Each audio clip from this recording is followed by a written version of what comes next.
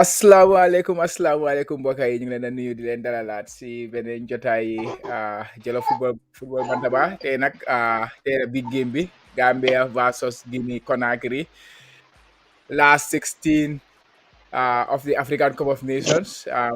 Yeah, it's a big day for Gambian football. We are playing against Guinea. I think we should show them a lot of respect because they are one of the heavyweights of African football. Not, of course, the top, but they are one of the big teams when it comes to African football. They are always there.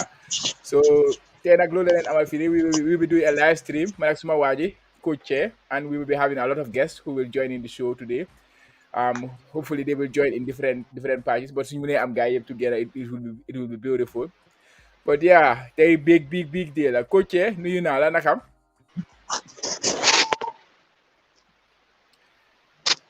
Chama jërëjëf fay naa la bro fay naa la naka mag Boy, maa ngi nii di sant rek maa ngi nii di sant yaa ngi pare naka la maa ngi yaa ngi doo sa salaade ana mbaxana bi xam nga naka la man ay dama ko bàyyi kër booy dama génn nii booy dama génnoon nii bàyyi ko kër maa ngi si mbirum kër bi ok boy sa waa ji mi ngi seen message naka la John Bass mun ngaa check de moom nga jox ko link bi waate I don't know because for now I'm gonna click now I don't know what's going on. Yeah. Anyways, guys, so far we don't have we have a few joining us on the live stream. So if you are there, please thank you for joining us on the live stream, and we hope that you are all along with us on the live stream. Coach, nakala yangi calm wala yangi tense from nekani. It's just 1 hour before game be start. Less than 1 hour actually. No, Lineup should be out now. I'm not tense. Tense angulode. Lineup begin na. Yangi confident dal. I'm confident. Wow. Mashallah. Confident by somewhat okay, Nah, you cool yaa ngi kulaango mooy loolu de ñu ngi play ñu nag Guinea Conakry big game la I think our last 2 games we played them. I think I went to the stadium the last time they came to Gambia. They won us, I think, 2-0. And then we went to Guinea. We drew 2-2, which was a very good performance. The last performance we had against them was a 2-2 draw in Guinea Conakry. It was a good one. But getting a new player guy in tuuti. Lo nekk di séntu si game bi.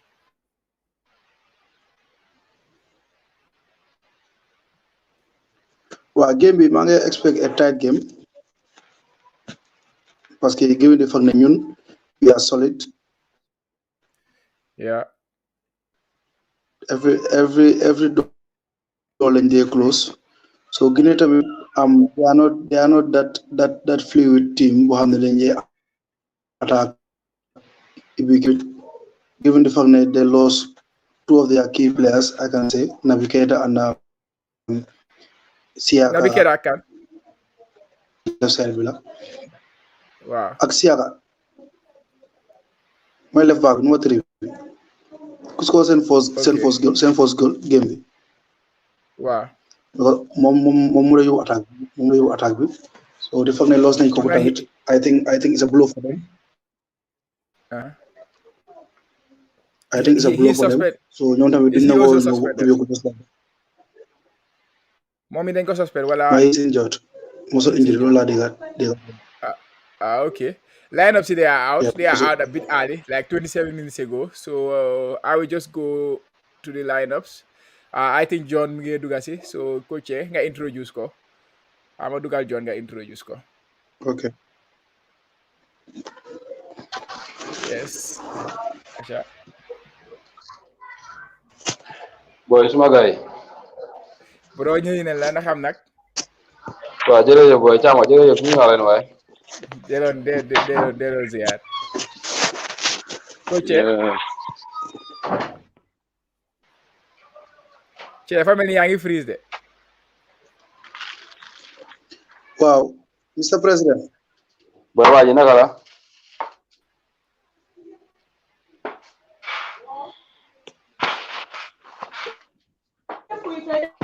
Chama. Yes. maa ngi cool Mr President nakam nag yaa ngi baax. maa ngi cool mbaa maa ngi clear rek. Yeah, yaa ngi baax just da nga toon nga leer bi nekkee fiis la. I don't know. waaw loolu lay try nii sax. Okay. baax na. Welcome. yaa ngi ma dégg ah. Yeah, that's good. Okay, Che, go ahead.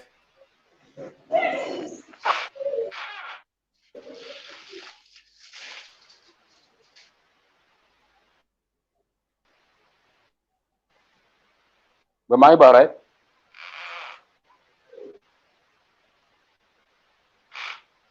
Yeah.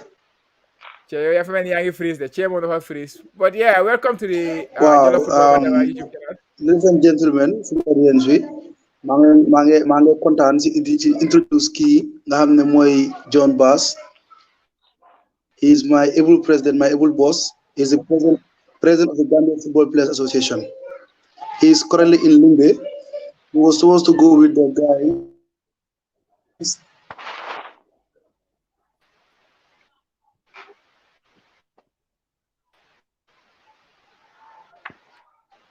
Okay, Che. Dafa mel ni freeze.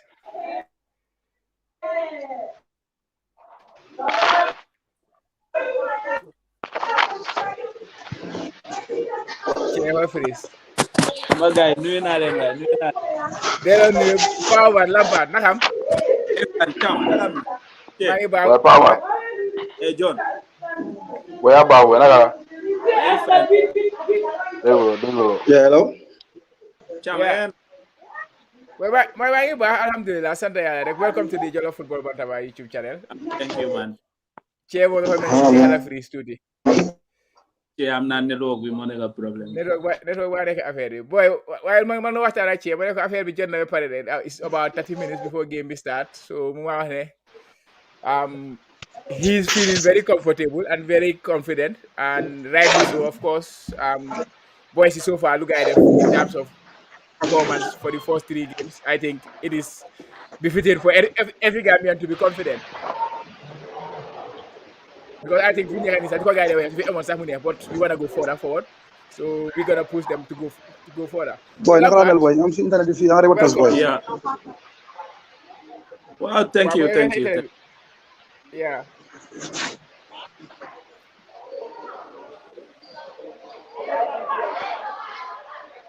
ba léegi mu ngi lifin de internet am bi kay mu ngi bëgg a sant Sarr xam nga nag internet am bi mi ngi freeze okay Gambia.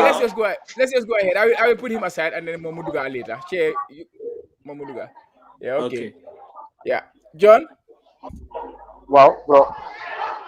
waaw mu nekk Gambia Football Players Association president welcome to the Gambia Jollof Football Bantaba YouTube channel we are very honored to have you around pour nga jox ñu sa insight on the game today so how are you feeling about the game against Guinea? waaw Thiam jërëjëf di njëkk a nuyu suñu viewers yi di leen ne welcome to this platform man moom for the first time kontaan naa trop and thank you so much for the invitation bési tey moom xam naa ne like every Gambian is excited already because xam nga rek ñun fuñ right now nekkutoon ne like but then the boys have proved a lot of critics wrong and it's a major achievement for not only players here but for the Gambia at large because dangaa gis ne the players have xam nga gaa ñu ngay jaay suñu dëkk bi gaa ñu ngay jaay suñ league bi dafa easy pour some people to want to come and see what's going on in Gambia. So I think it's a beautiful thing. It's a great achievement. Everybody's excited. Man, I'm ready for the game. Let me see start bit due to some reasons, but mange pare ñu pour talk seran game bi suma nek da. Okay, yeah, comme ni ko defee rek. Welcome to the show Sana Sarr bro suma koto bi duga ci la nakam nak. Thank you. Jërëjëf bro. Welcome. Thank you, guys. Appreciate you, John. Chama manama duga si rek. So bugon rek John yo jonga a little bit of introduction pour ne yay president of the Gambia Football Players Association. Why pour hidna nila hamut ak lan moy sa playing background. Just like less than 1 minute introduction, like, and then you just def the same with Paibu. So viewers in muna ham yena yan. So John, just a brief Why? introduction. Well, jërëjëf bro.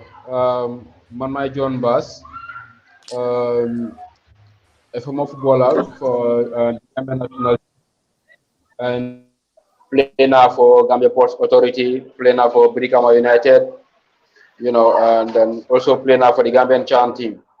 Until recently in 2017, my favorite one, I was diagnosed with renal failure. So that was how my career ended, And then, but then again, just for the passion of the game, for the love of the game, I didn't quit. Even though I was no longer kicking, but I made sure I'm into coaching, and then, and this is how it all came about. My favor, sir. I was part of the Players Association, but then I'm gonna on that active because of we all our members were active footballers. So League Association, yeah, John, thank you so much. I appreciate that. And just put level that you're playing players in the squad, a lot of them, so you know very I'm gonna say a lot of insight, right? Yeah. Okay, so that gives viewers context. Put your ham just give anybody like put more opinion. You have very good insight. Wow. Yeah, but currently Yeah. Palmer, just Yeah. a brief introduction. Well, first of all, appreciate Nas an invitation to join Sen Shobi. Man, as you all know, my name is Paumar Babu, Gambian international, playing in Morocco. So, as you all know, I've played in junior categories with most of these players playing in the senior team. Yeah. So I know I know they are in and out. So I know the kind of players they are. So for me, I have hope that we will win today. I'm 100% confident because all the boys are ready. I communicate with most of them from time to time, and the mood in the camp is high. The spirit is high. I normally hear people say Sufi Emon Sahmune, but for me, Buguma mu MF. Dega. Buguma mu MF. Because of Manama Buga knew them as far as we can. Manama Buga knew them as far as we could. Because the more we go, the more people will know Gambia. Because now when you go out, people will be like, so you are from Gambia. Which means that people are starting to know Gambia in football. Yeah. So this is one thing right. I want. You're absolutely right. It just the attention it brings is going to open a lot more doors. Put scouts, focus on Gambia and want to go in there and see what's available. When I get my text message of somebody, kui halat, a European we halat Gambia put established for that in terms of football academy. So, something small like that. While come game bang starts, I'm duga si lifenbe. You look at your lineup, guys, and reactions to some of the changes that we've seen. Yeah, okay.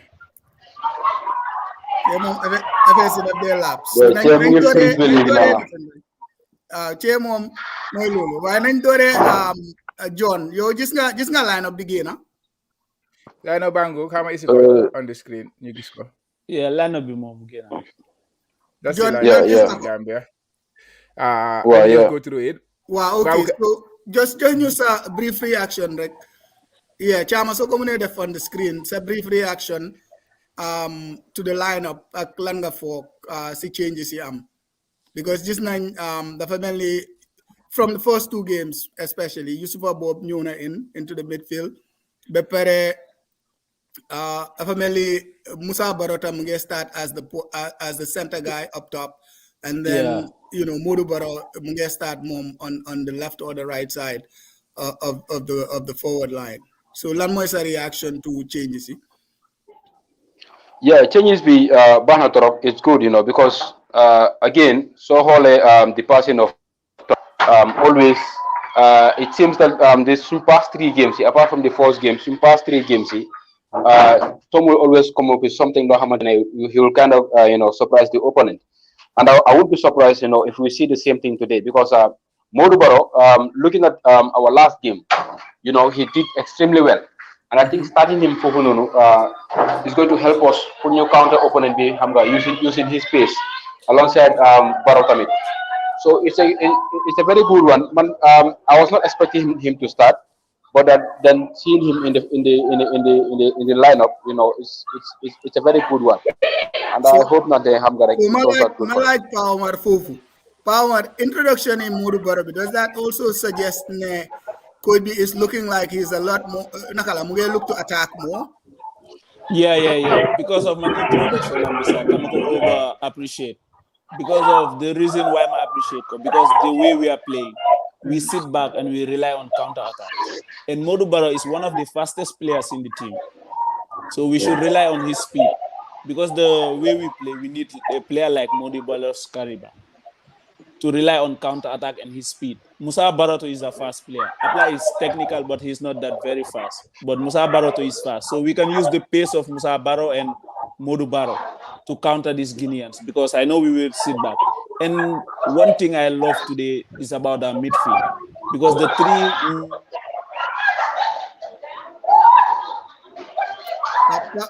Mariano raised very good point there. Why the family affairs the freeze now?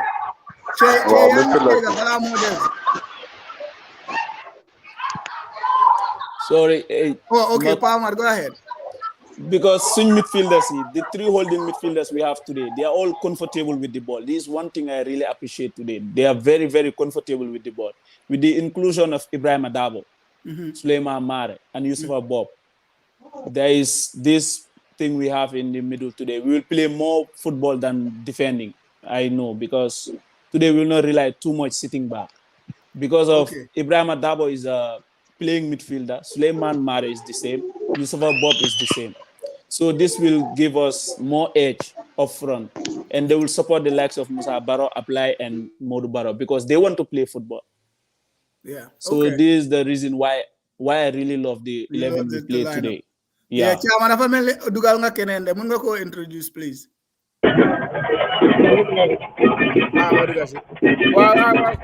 Bashamba.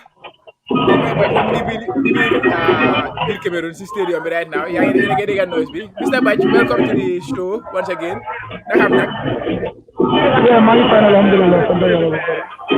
Yeah, how is the mood down there inside the stadium? Yeah, to be honest, the mood is very positive. We have a positive connection. Duma because I'm like interview on my guy at the on that. What happened to me? I don't know pattern of immigration. It was very nice. I'm like, someone in more know them on the town to yeah, definitely. Yeah, thank you so much, Chama. I'm like real quick, but you know one like tons of camera around you, this environment between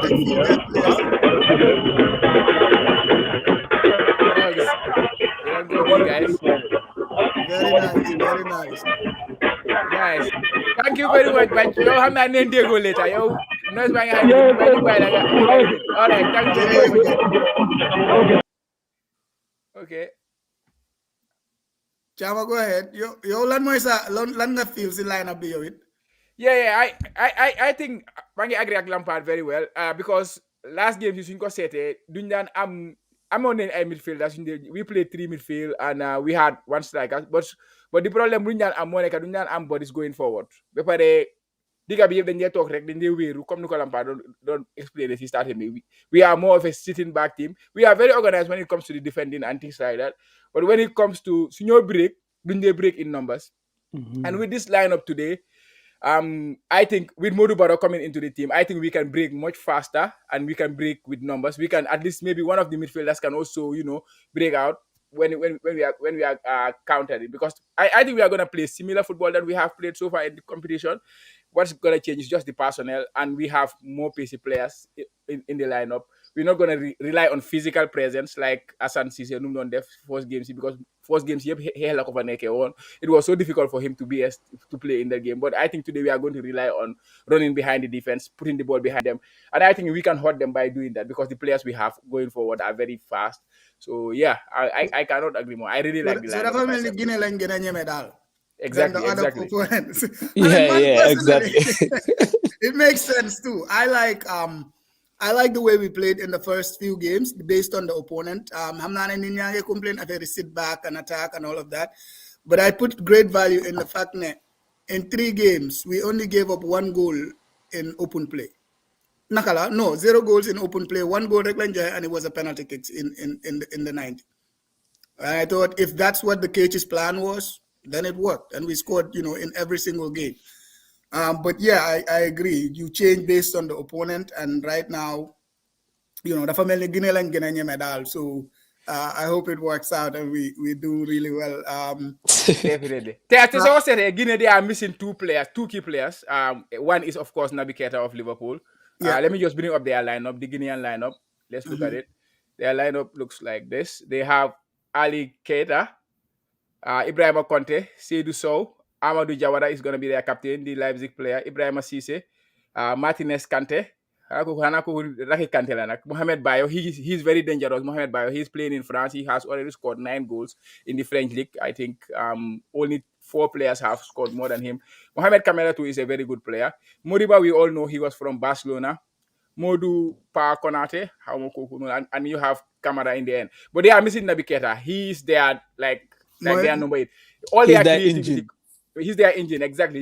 Because Moriba, they are very good players. But Sociedad game back Senegal, he was more of a defensive player. He was not taking the ball forward. It's all about Naby Keita taking the ball forward. So I can understand why Gambia should be more Nyeme, Guinea because of they are missing that player who is gonna create. Why, Chama, to that point though, I'm going to and that Lulu could be like a tricky situation for Gambia because leg so hame who to expect and what to expect. I'm going to just Naby over and over. So coach would have had a game plan on how to defend Naby.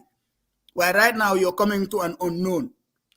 Because you're responsibility, Bobo. So you're not as prepared. You may not be as prepared. I'm a like guy, Johnny Olo Foxy Lulu.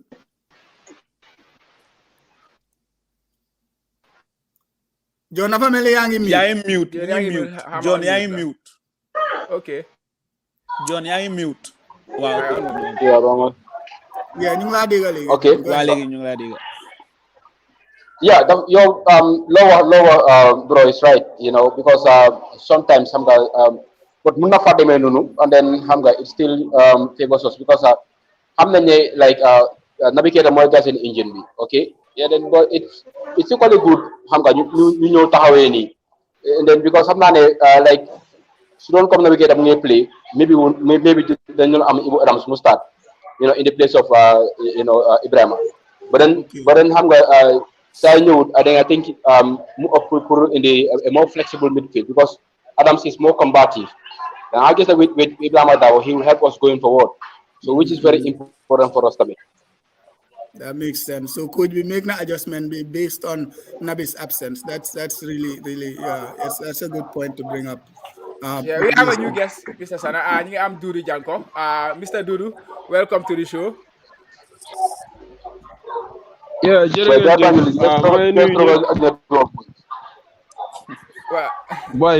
boy. Welcome, bro. Boy. Gis naa ne yaa ngi bëree lifin bi naka internet bi mi ngi dugga di génn rek waaye welcome bro.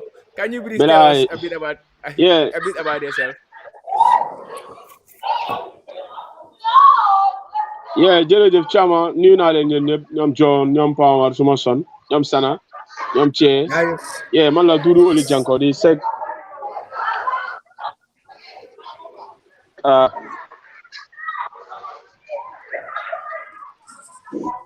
waaye du moom tam dafa mel ni moo cee ñoo nekk seen place. ñoom ñaar ñoo nekk di bëri foofu bàyyi gaay. Oh, gaay bañu li ñu struggle boy. Bàyyi John hey xoolal doo bàyyi waa bañu li ñu firi de laal de. du yaa ngi on ndax ñu ngi laa dégg léegi. Try laat ñu seet. yow nag. tey interview dafa bañ tey dafa bañ affaire bi dafa bañ tey. non ñiri Guinea Yeah, waaye bul woori. anyway, waa maa ngi ceebu lay ngeen ñu. dégg nga secretary Yeah, general the Players Association bi. ok Doudou ñëw na. yeah. Yeah, xam nga ne yéen a ngi maa dégg. waaye ñu ñu waaye laa laa dégg, dégg léegi laa dégg. Loolu laa dégg.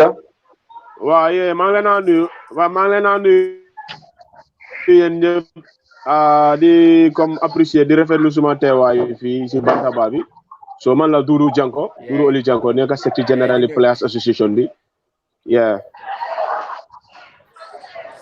Doudou jaajëf. Thank you very much for link you join. So just join you from your perspective, like your expectations, assessment of the matchup with Guinea, please.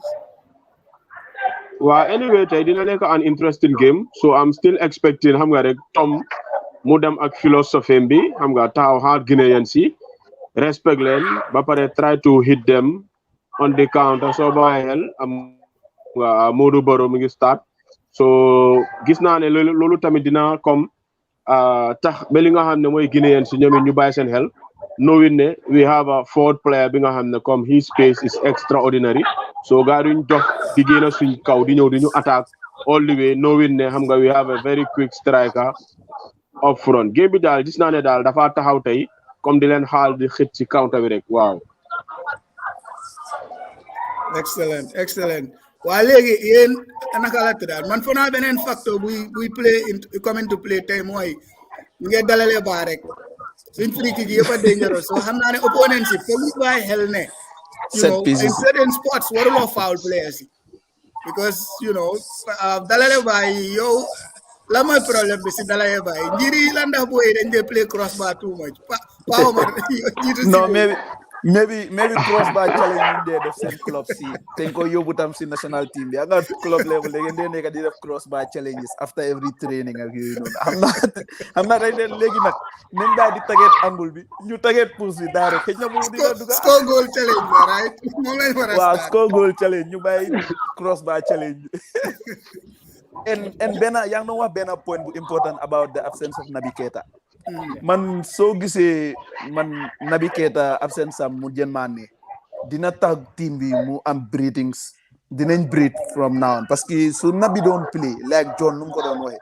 su Naby play woon te ñoo rely too much on Naby Keita all focus will be on Naby Keita so players yi comme lu ñu waroon a def sax dañ ko ragalaa def because ñu nga xalaat ne Naby Keita mu fa any minute mun naa make difference because we all know how good he is and he's technically gifted so with his absence loolu foog naa ne ñu ngi am an edge over Guinea with his absence because Guinea tam soo leen xoolee Naby Keita rek la with the likes of Alex Moriba and ñeneen still su Naby yëngatu dara du dee am Guinea dara so lii dafa tax ñun dinañ gën a am confidence ci Guinea dina mun a play although xam naa ne dañoo ñëw sit back rely on counter attack waaye tamit dina am a bit difference compared to first games yi ñu daan cité back tey dinañ gën a génn dinañ am confidence parce que absence of Naby Keita waaye su fa nekkoon dañoo sit back trop and we rely on the long balls. Yeah, my amal question tamit sa waaji Jamano yow ak moom nga play ngeen yaa nga xamante Jamano he's one of the most creative players we have in the team. Lan mooy Jamano Chama Ablaye Diallo Jamano yeah mooy captain lam mooy sa captain waaw rek small dog sa doom bi waaw he is having a very good tournament in terms of numbers he am na 2 goals in tournament bi but in terms of creativity we all know he can do much better especially when it comes to the final passes because then they am breaks yu baax léegi final pass bi ñu war a joxe rek moo de yàq everything and I think they're going to rely on him for those kind of things because he has it in him to make that final pass very good. He has those two wingers. So what do you expect from him today? No, moo tax mene comme suñ midfield bi tey nu mel dina nekk advantage am because of do defend too much because so by help the past games he defend too much daf dee mel ni like a half back so moom daf dee use energy more of his energy pour defend than to offend moo tax soo gisee suñ dee attaque passes am daf dee fekk tànkaami soona nen parce que role boom they play as a winger. If you defend too much and you want to offend 100%, danga sona parce que so demé ba ci final tag bi fekk sa tanka yeb dena. So do de munate def dara. So mo de waral comme passer sami neku de waye suñ ko meyon that ñu jox ko that age ne ko comme emal fi rek ci defend because of hamna lu apply mun. Apply suñ ko meyon lu ndaw rek ñu ko de emal place ci defend. Ñu rely ñu ne ko yow offense lañ la gëna soxla. Then dinañ gis the best of apply si tournament bi te expect naa loolu tey because of comme tey nuñ taxawee expect naa loolu tey parce que tey du different much so tey di ngeen gis a different apply Jallow ba pare tam di other thing mu ngi play ak dëkk Guinea so damaa yéen a pere man dama de waa moom xam na ne mu ngi pereel match bi nii te maa ngi daf ñoo square laat parce que moom moo ñu nekk di yóbbu ñeneen yëpp ñu ngi perform waaye tey apply laa gis ne tey mooy make the difference su score dina am assist am bi parce que Ablaye loolu leen ko xamee Ablaye su score goal daf de assist lii mooy strength am man assist yi sax laa gën a yaakaar because we nekk in good position moo tax la su defeenut moo rek dinañ ko gis tey su defeenut moo rek dinañ ko gis tey suñ attacking players honestly based on the first 3 games awma dara lu ma leen criticize because it was a function of system bi ñoo play. It's a lot of sacrifice offensively. As I'm score it. I hope they have that in mind and the mental strength and understanding that it's not my problem. It's me sacrificing for the team. For the country. The victory because ultimately Lolo is important. So I think in a game like today's, they can be a lot more creative and mun attack. While Malai John, what do you think? So they can and Guinea decide to play come you play defensively instead. You sit back, but allow us put in your song. How do you think we can cope and we will cope with that? Because normally you know they talk behind we have go ahead. Gasuñ toge ba léegi rek ñun am nañ advantage bi because comme Power ko wala so xoolal ñu suñu midfield bi tey they are all very good with the ball, very comfortable with the ball, so they can easily go up forward. We can still use flexibility baro ñaari baro apply, and then loolu sax dafa nekk suñu advantage because we can easily win set pieces around guys and half bi, so which is another advantage for us. So I think the best thing for them is na gaa génn si gaa ala ñu gaa bàyyi suñu toog bi gaa génn seen génn bi ñu def suñu def. Appreciate that, Chama. Yeah, I'm concerned for tamit. I'm concerned for non tamit. My long affair is suñu attack in numbers. Suñu we defend in numbers very well. But then also if you look at the midfielders, I don't know who out of that 3 midfielders will break out to add to the attack. Because so said Akumeni Ibrahim Adabo, the far top, he can play the ball but the far top. Suleiman Mar the far top. Jaguar, Yusuf Abo, Mommy the far top. Can we break out? But Jaguar is more of box-to-box midfielder. Man, I expect Jaguar because he has this strength and he's more of a box-to-box midfielder. He plays as number 8. That is his normal position. Why don't we lose the tournament because of a tournament. No, definitely local like Chama. Tournament bi du ko mëna def because of luñ laajte la lu dëkk bi laajte ak lu coach bi laajte ci team bi. So foog mu sit back too much. Because of ñu doon player ñoo xam ne comme ñoom ñoo am edge over us, so coach bi du dee jël risks pour allow suñ player mu génn parce que soo bàyyi xel su player génnee dem forward sax da nga gis reaction am. Da nga gis reaction am. But Jaguar is more of a box-to-box midfielder because I know him since when we were childhood. Parce que ñoo yaga play depuis xale ba mag. So what do we expect today? Today from my expect mom at Ibi Dabo? They will be going forward because of Halele and Amning energy. Ibi Dabo is good with the ball. Yeah, Jaguar is good with the ball. But ñom ñaari Halele Amning energy. So expect na tay more from ñom ñaar with them forward the deals. Because of Solmar do gain. Solmar so by health si tournament bi Solmar mo nek key to our midfield. Mo de secure suñ defend. Mo de wara do de gis suñ defend bi comme ñu def mistake or any other thing because of Solmar from there nek. Solmar is more of Casemiro si tournament bi. Casemiro like. Yeah. Do they gain up? Moo tax daf de secure suñ gannaaw bi te loolu moom buñ ko laal foofu moom nañ ko fa bàyyi rek. So this Jaguar and Ibi Dabo, I expect more from them to support Musa Barrow Apply and Modou Barrow because Guinea foog ma ne war nañoo ragal gaay because man noonu déglu seen benn expliqué mu ngeen ne Gambia dañ dee sit back trop so moom su Guinée mënu taawin Gambia kon Guinée mënuñoo participer waruñoo participer taat si AFCON something like that. Yeah, so naka so am na loolu is like an insult. Yeah, no, guy dañu dee xeeb ba guy. Yeah, so gis nga xeeb bi nag moo nekk ñun suñ advantage nañ ñu di xeeb rek ñun ñuy dem rek. parce que xam naa ne tey kooku waxam bi dina tax gaay forcé duñ toog. waaye ma yokk si tuuti rek comme lu Pa Omar doon wax.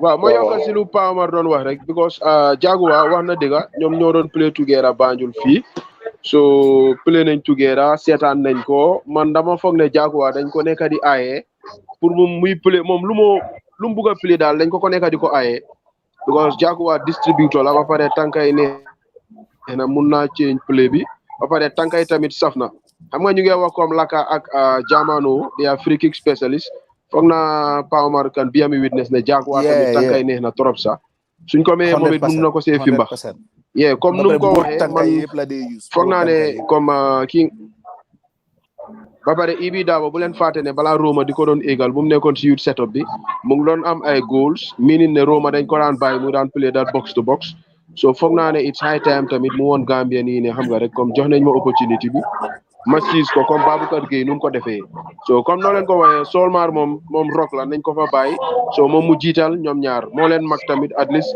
dina leen mun a contrôle di leen dicter waaye foog naa ne ñaari nii Ibi Dabo ak Jaguar daal tey dëgga gars war nañoo mën a support ñi si kanam bi parce que comme soo leen ko bàyyeel Guinée amuñ benn extraordinary player apart from Nabi rek moo nekk xam nga this highest stage bi because seen Jawara sax léegi Ibi Dabo daf ko daan teg bench Roma ba Mourinho ñëwee si la xam nga si la Ibi Dabo dooga ñàkk ay playing time yooyu xam nga Moriba tamit same thing mu ngi Leipzig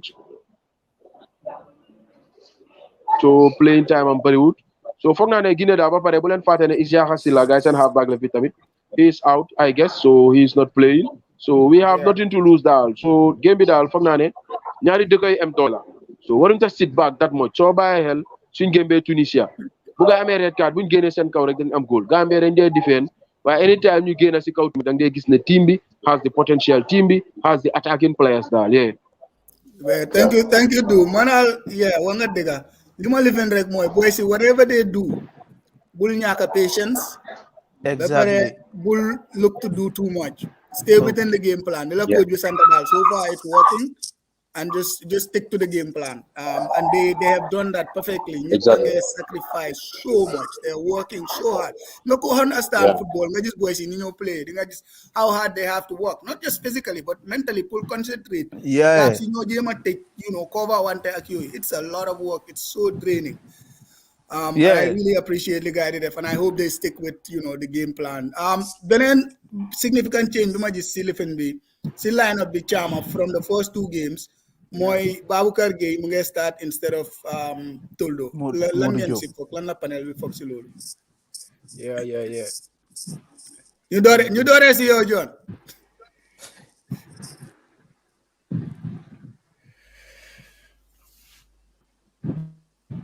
John mi ngi mute. How about unmute Kabar?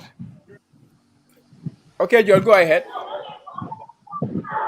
Wow, change to Toldo bi ak Baboucarr Gueye. I think it's equally good, because lately, just like like Toldo, Baboucarr Gueye more gonna comfortable playing with the team. Like I back passes like and then Baboucarr Gueye the final into this game with a lot of confidence, seeing Lum perform last game. So Dubuga watching that performance. So Toldo man I was tipping Toldo to play because of his experience. But I guess Baboucarr Gueye coming into this game, I think he's fully motivated. So it's a good change, Tamit. It's a very good change.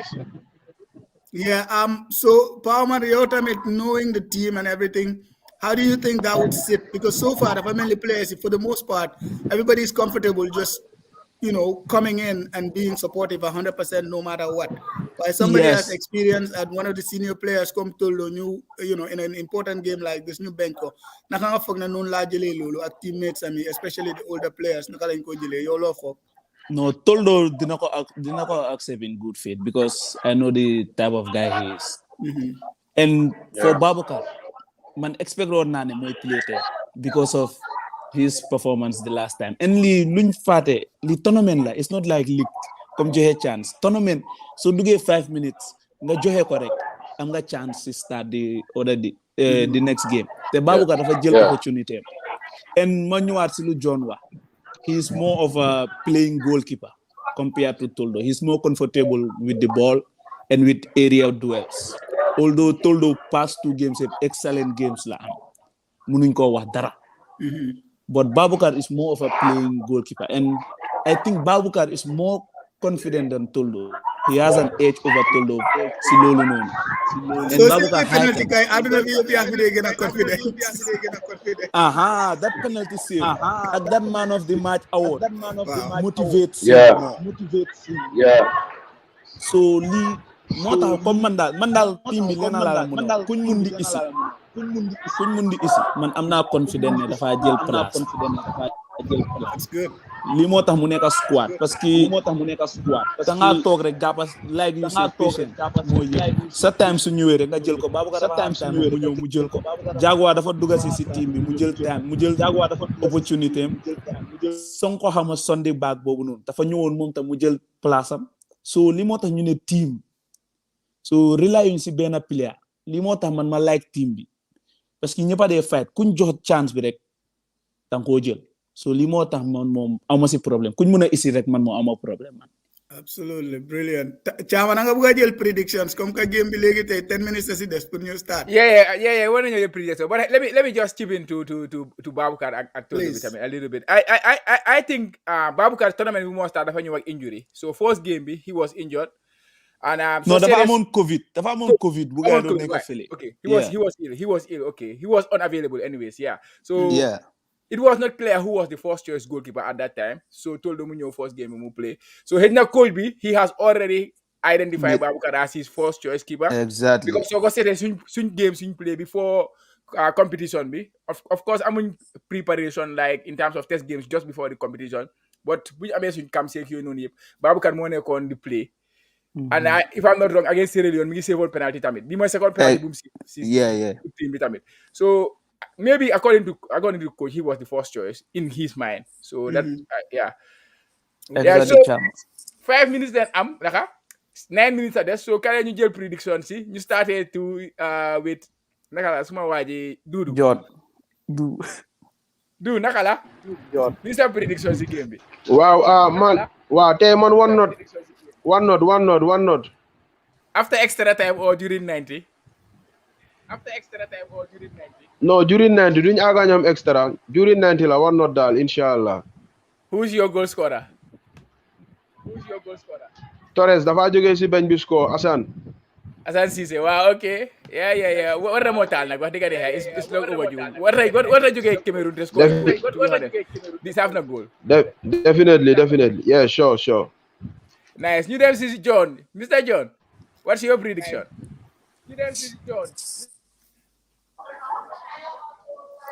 Waaw ma so prediction tout la te tout dañoo joxe ñaar 2-0. Jona ko Barrow ak Jaguar. Barrow ak Jaguar. Nice. Pa Omar, what are you going for? 2-1 Gambia. 2-1 Gambia. Yeah. Who scored first, Guinea or Gambia? I think Guinea. And then Gambia come back 2-1. Yeah. After extra time or in 90 minutes. 90 minutes game VJ. Yeah, sure. Who are your goal scorers for the Gambia? Ablay Musa Barrow. Wow, nice. Bro Sana, nakala? Man, them crazy. I'm going wild. So man, them 3-1. 3-1 in 90 minutes. And I will Torres score hat-trick nak. No. Torres mo ñëw jël winning nakala game goal be settled nit because dañoo dem 2-0 guy am 1 ba pare Torres ñëw tal like 3-1 bi mu jeex. Before him I'm going with Musa Barrow score and Modou Barrow ñaari Barrow ak Assane Torres. Like Asan Torres. Nice. I will take that. I will take any of those scores. Why don't we reach you think you just have us here with this? No, but I will go with do. I will go 1-0, but man, I will take it to extra time. So that's the thing. I will take it to extra Asan neutral. I will stay with those prediction, but after extra time. Well, nervous that boy. Boy, extra time high bullet la boy. No, win ba man, dañu win bi dafa Time dafa rey nit. Hey. Power Uyul guy, Power Raka. I was I was wanting to see you in the squad this year. It's Mohamed Dembele. Love the conversation. Yeah, Power. Oh, thanks. Boy, but wait, my gis been a change. Nda dafa come in pour Ibu Touré de. Line up bi Nda dafa come in pour Ibu Touré. Let me just check. Because of Nda mu ngi ni may ni gis. Janko la pour Janko. Janko Sedi. No, pour Janko la ñëwal Janko. Wow, Janko dafa am. Oh. Wow, man jot naa some information about some things. I'm not sure if they're ñu ne Janko Sedi ñu ne ga dañ am living food poison. Okay. That's the information I got also. Oh. Wow, man jot naa some information about some things. Fucking hell. Wow. Yeah, why? Hold on. Buñ panikango. Let me just put this across. This one of the time I remember one of the games. Yeah. Last game they actually be on. They complain. Look at this. I'm like, it's good for nakala coach be bring certain players in. Ñoo xamne ñu ngi nekk ci bench bi. Nga gis you can need them later on because it's a tournament. Anything can happen. And so there's no need to panic. Players, Ndami ñëw is one of the most experienced. Team B have played with that same lineup in the first game, Binjanko, Bim Ganyo, and then again in the last game. So they'll be just fine, I think. Sure, Lulmom is not a blow. No problem. But the only issue I have is we're gonna play with an unnatural left back again, like right back. Yeah. Because that first game we saw he struggled a bit. Struggled at the right back. So but he did well though. Yeah. He played very well, but he has an excellent tournament so far. Yeah. And leneen lim cause on mooy right midfielder bi nekkoon di play si right bi dafa amoon pour overcompensate pour ñëw dimbale si foofu. Of course, because of and moom nekkut player boo xam ne they mën a use both feet. Moom dafa lefe trop. Yeah, amoon na opportunities yu bari pour play a quick ball into space pour sa but because of mënu ko play because mu ngi si right hand. Yeah, I think no cause for panic. I think right now it's a bit late to go into this. Why Bugana ñu wax yeen players association bi put pressure on GFA, put preparation, going into tournaments. Put ñan ñoo leen di toogal accommodation and things like that. We should have how many def nañ ko de why war nañu always make sure ne you dem ahead, you set you make sure that we're satisfied with what's there. Definitely. Food poisoning. How much can more di togal? Why man? One of the things how much can more neka di togal? Full feed land. Prevent. John, nakala. Yeah, let me bring it in, John. Muwasi.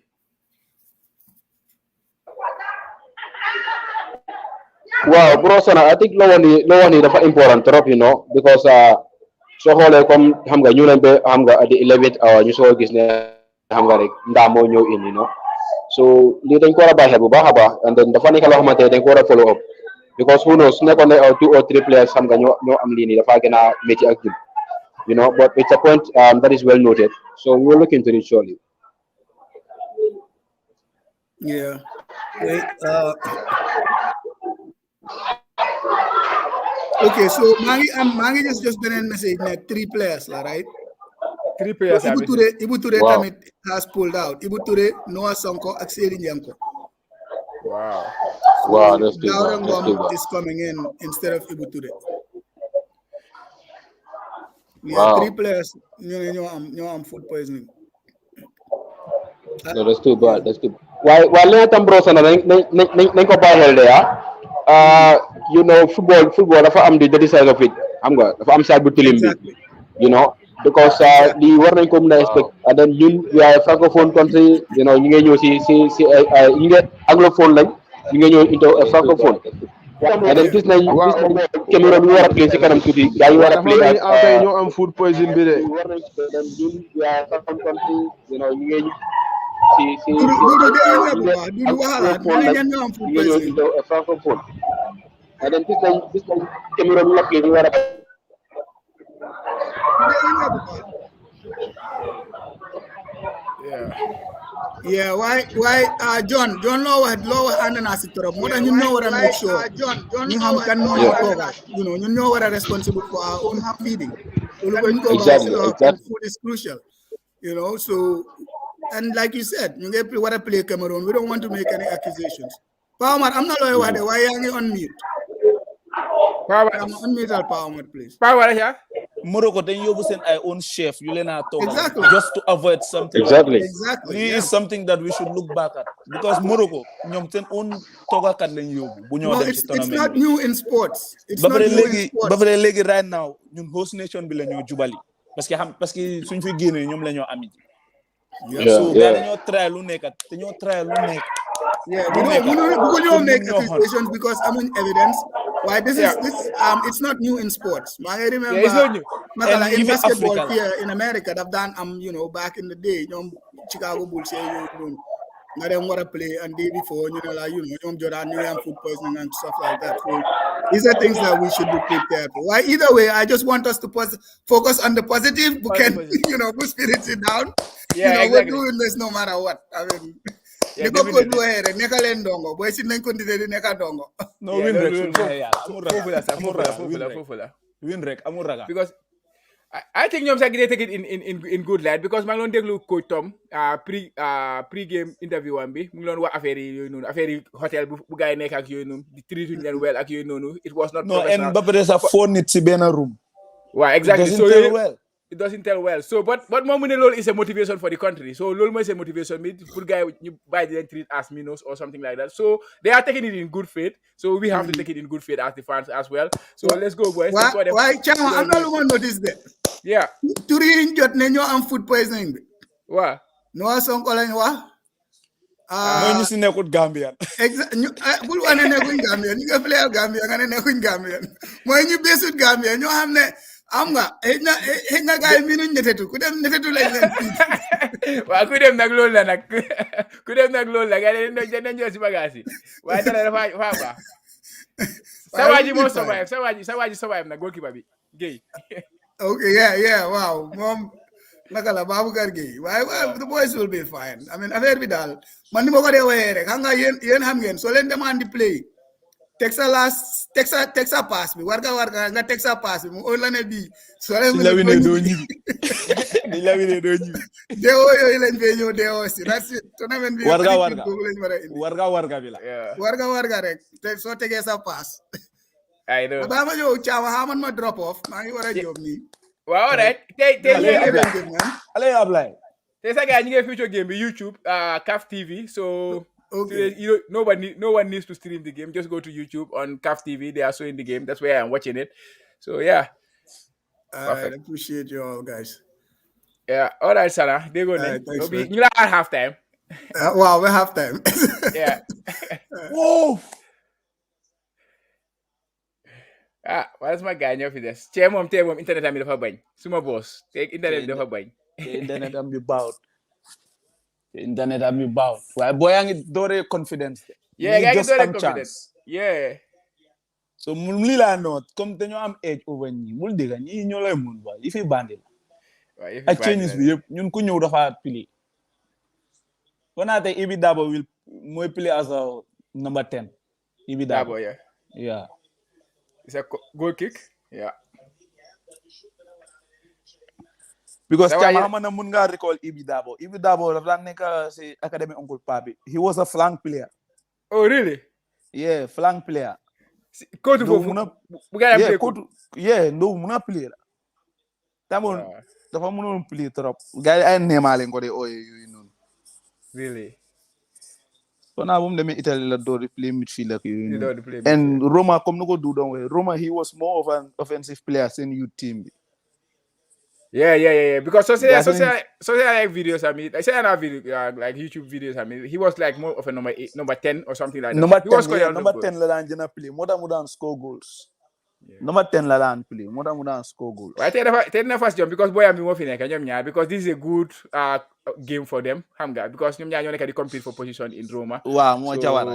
Moo ak Jawara so it's a good game for him. I think he really have to step up. Because xam naa seen coach ngi seetaan tamit. Mourinho ngi seetaan moom. Ba pare gis nga lu ma la doon wax si team bi tey dañoo génn gis nga tey we are not sitting back like the way we used to do.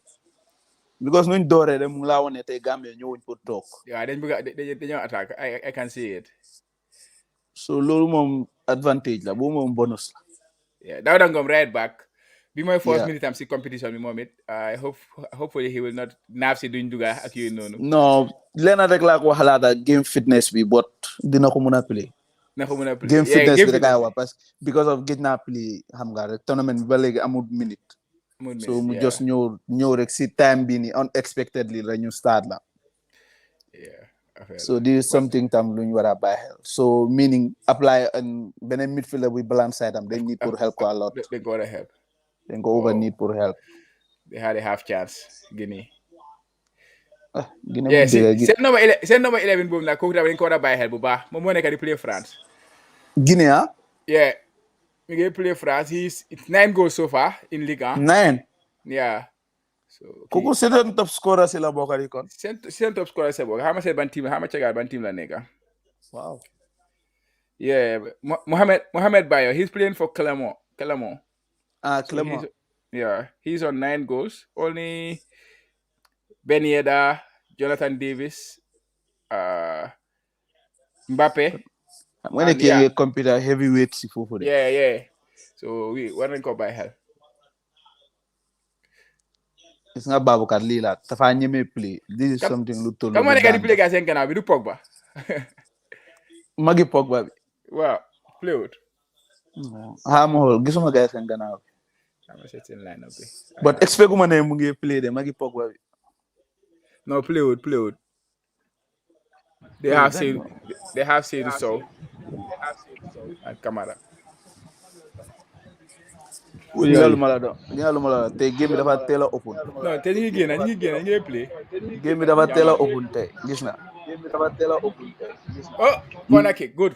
Non, leena laa bëgg a yokka sax comme waxoon naa ko fi Guinée ëpp ñu doole. Yeah. Guinée ëpp ñu doole su ñëwee tam ñu sit back bëgg a xaar Guinée tamit comme dañoo may gaay fit rek. Definitely, I agree.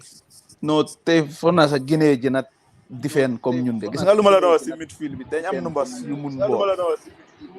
Yeah, definitely.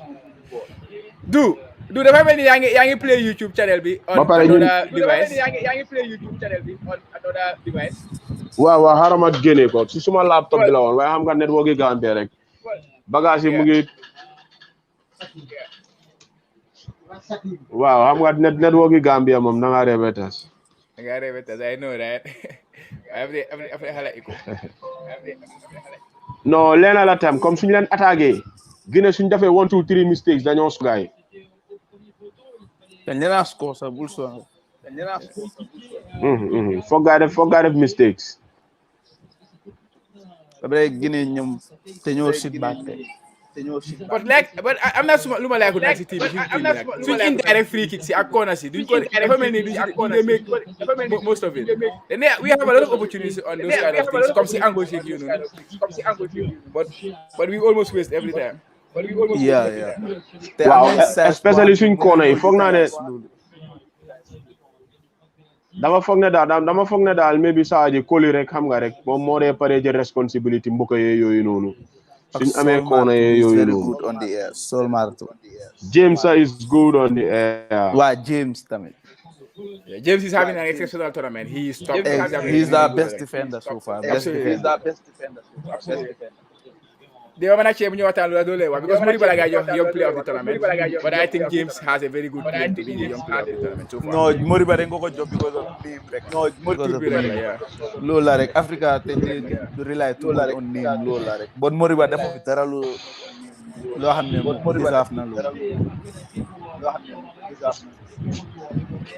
Definitely. Sawaji nak dafa wara bay xel té tam torom nak daw na ngo marqué am. Yeah, they needed pour offense too much right? Because of wow. Amud that game amud fitness because of Guinea lu ñu dimbale sax seen left back bi kooku dafa miss tey te kooku seen engine la si team bi. waaw mooy Isaaxa Sila mu ngi woon Toulouse soo ma fan la nekk right now. kooku noonu ku mun a pili la ku mun a pili la.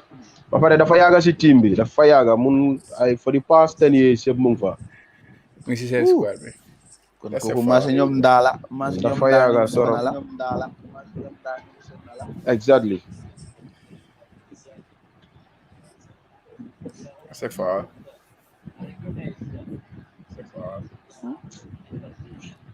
correct. ma ne ko lii rafet na waaye caa.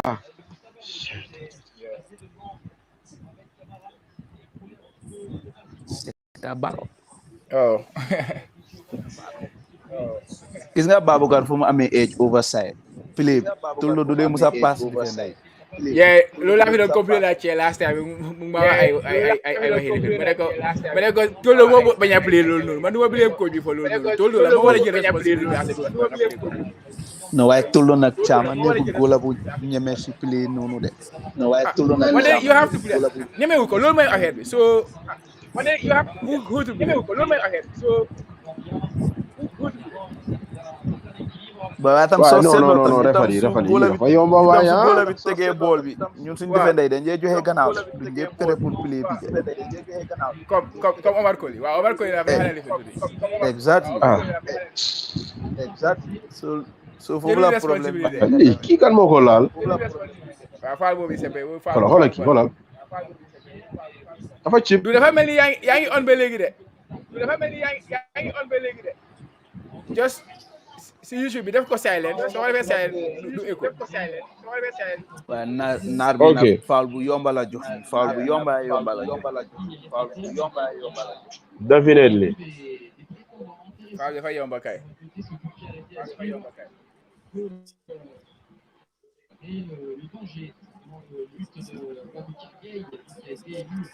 Guinea.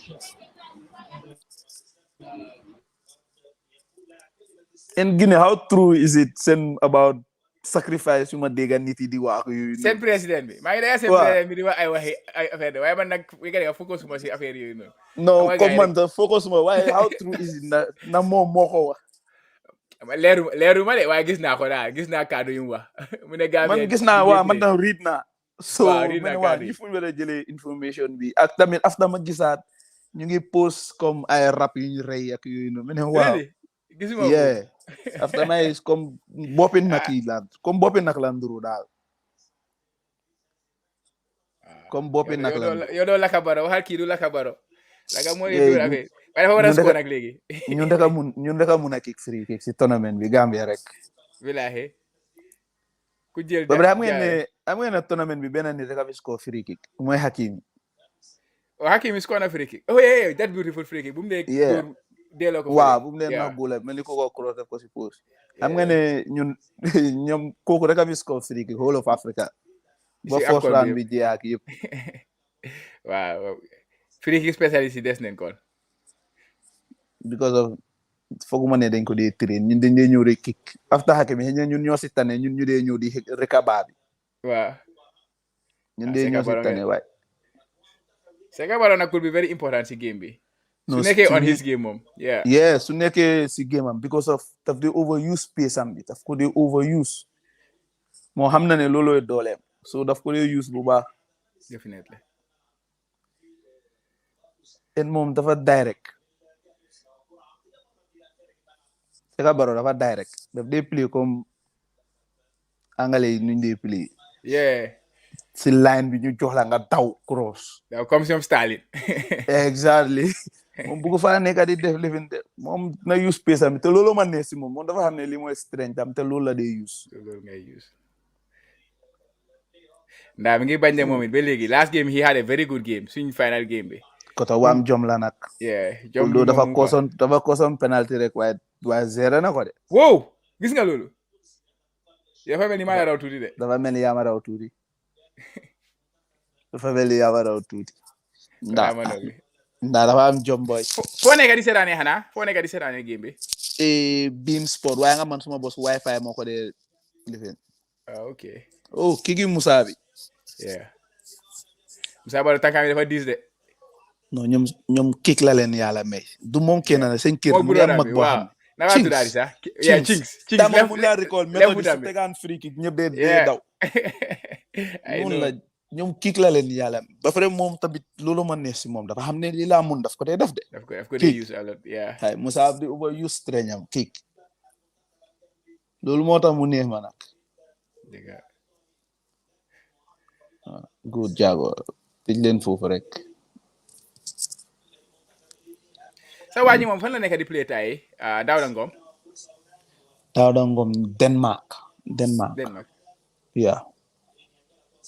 Second how much third division for now. Okay. For now third division Denmark. Loolu yaaxu dara. Because mo loyal saban la bu mo metti bu ñëpp dee daw moo fa nekkoon.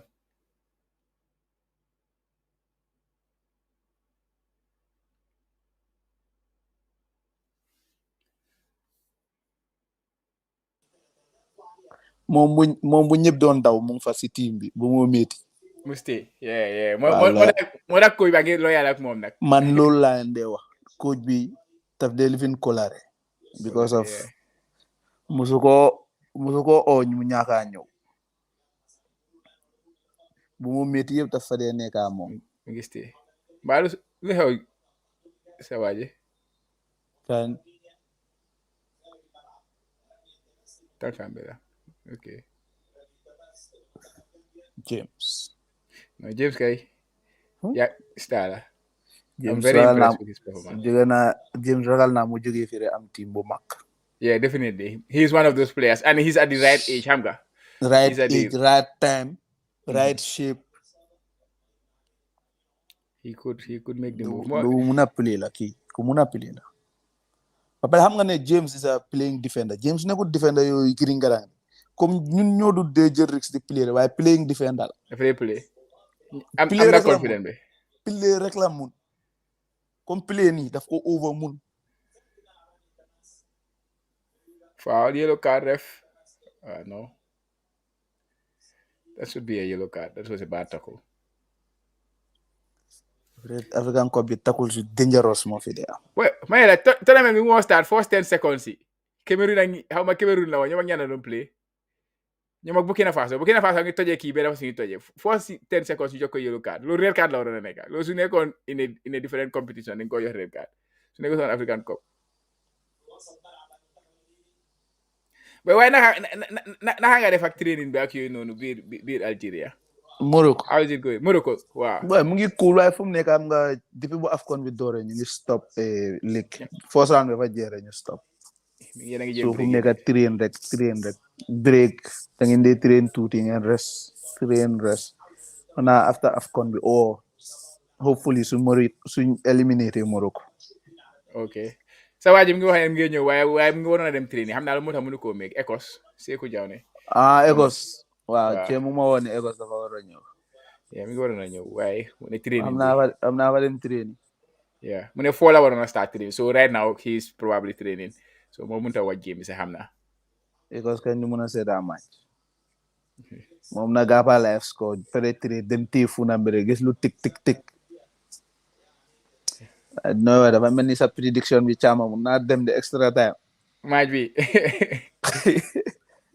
waaye dara extra time dafa métti na good play boy saa ngee play de waaw wana tey moom tey dañoo play ba pare confidence bi di moo ñu ngi dem confidence baa ngay gën a yokku loolu mooy nga tim gars yi foog ne Gambia mënuñ football loolu la nga xamul ñoom ne fa ne ñu first tournament la so you have to be conservative a little bit nga seet naka ngay mën a demee waaye doo ñëw rek open sa boppa comme xam nga ba pare mënuñoo play ñu offer experience ñuy ñëw naan dañoo dem bum out seen kaw xëy loolu xaru la di especially Mali ak Tunisia if you want to get something wala Tunisia démba luñ liggéey Nigeria of all people ñu qualify seen group with 9 points Nigeria 9 points démba Tunisia ngi leen tii So why you like buy channel yang ki BC la. Mr. BC, you can check it on YouTube. The CAF Yeah, can I TV. watch They are the showing the game game. on You can watch the game on CAF TV on YouTube. That's where I am watching it. BC. busy. Moriba yow kula laal sol bul gaañu de. Me am ni issue nak. Man mo nekon suma concern si mom bala competition bi. I had a lot of concern about his yeah. Daf ko dee sonal trop. Yeah. But foog nga ne ñi seen covid li fi nii comme seen test yi daf dee normal.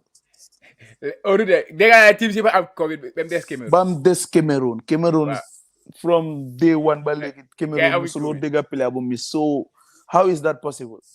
Yeah, na de dalul hell de loolu moom dalul hell. moo tax maa ngi ba pare Cameroon ñu gars yi di war a pilal seen ñaari goalkeeper yi dañ covid ñun dégg naa third goal bi dafa am injury. So most likely gars yi dañoo am problème suñ ko force tey player mooy face. So xam nga te man worry boobu laa am because of ñun suñ fi génnee ñoom la ñoo jubali worry boobu laa am. moo tax ba pare soo bàyyi xel ñun ay phone nit ci benn room suñ fa tesee kenn positif ñeneen yëpp dañoo dem isolation. ñeneen ñi daf ñoo xam. So loolu mun naa xam team.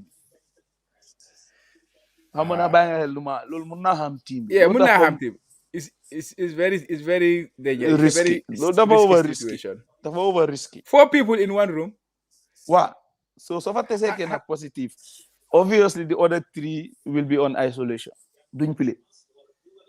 Yeah. Bro, where can I watch the match? Yeah. I can see CAF TV. I have CAF TV on YouTube. Search CAF TV on YouTube. You will see the channel and then you can watch it on there. Nga telu mala si play. No tey moom wéeruwuñ at all. Waruñoo wéeru ba pare stadium bi dafa rëy torop. Suñu bëggee taxaw rely on counter dafa métti. They are missing Naby Keita yaa ngi ko gis gars seen digg. Amul kenn kuy ñëw jël bool kuy ñëw jël ba pare Naby Keita moo dee jël bool bi mu mer mu kataa ñëpp di dem. Exactly di dem rek. So loolu moo tax na mene la lii dafa advantage la suñu dina tax suñu midfield lay nooki. Definitely. Nga ne Naby Keita su fi nekkoon foog ñu sit back parce que foog mu match bu am space bii nii. Loolu daay Alex Moriba man du ma leen mun a ragal parce que xale yi xama copy link bi ma seen ko si channel bi. Yeah, si stream bi. Okay, there's the link. You can watch the game from there.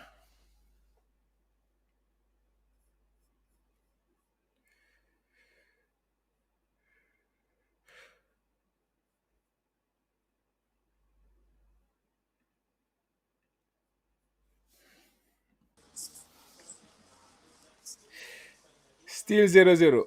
Wow. How many minutes now? 10 minutes 20. gone. 20 minutes gone. 20. I'm going to fly it. Time is about go, boy. No, I'm not so much with the door. No more panic. Yeah. Because of them, I'm sonal suma nyagi fi torop. And dama am kuma suma nebo fi Guinean la. So mu ma rea wax rek. Mu ngi lay xaar mbaadu. Mu ma xaar ma ne ko yow de do am ndam si man. Yow. Yéen nga am ne benn star ngeen am su ma ko ne benn star ngeen am mu ne ma yéen tam benn star ngeen am kenn rek la nit yi xam. Wow, that's a bad challenge. What I wonder where. Hey, card foul, man. That's a big card, right? Card foul, man. Yes, Omar Azizi. What's up, bro? Bu ko laal yaa ko tey nga ko laal. Sorry nag. Xam nga fu mu nekk dañ bëgg a eliminate suñ players te ñun lii du suñ advantage. We are not that physical. Yeah.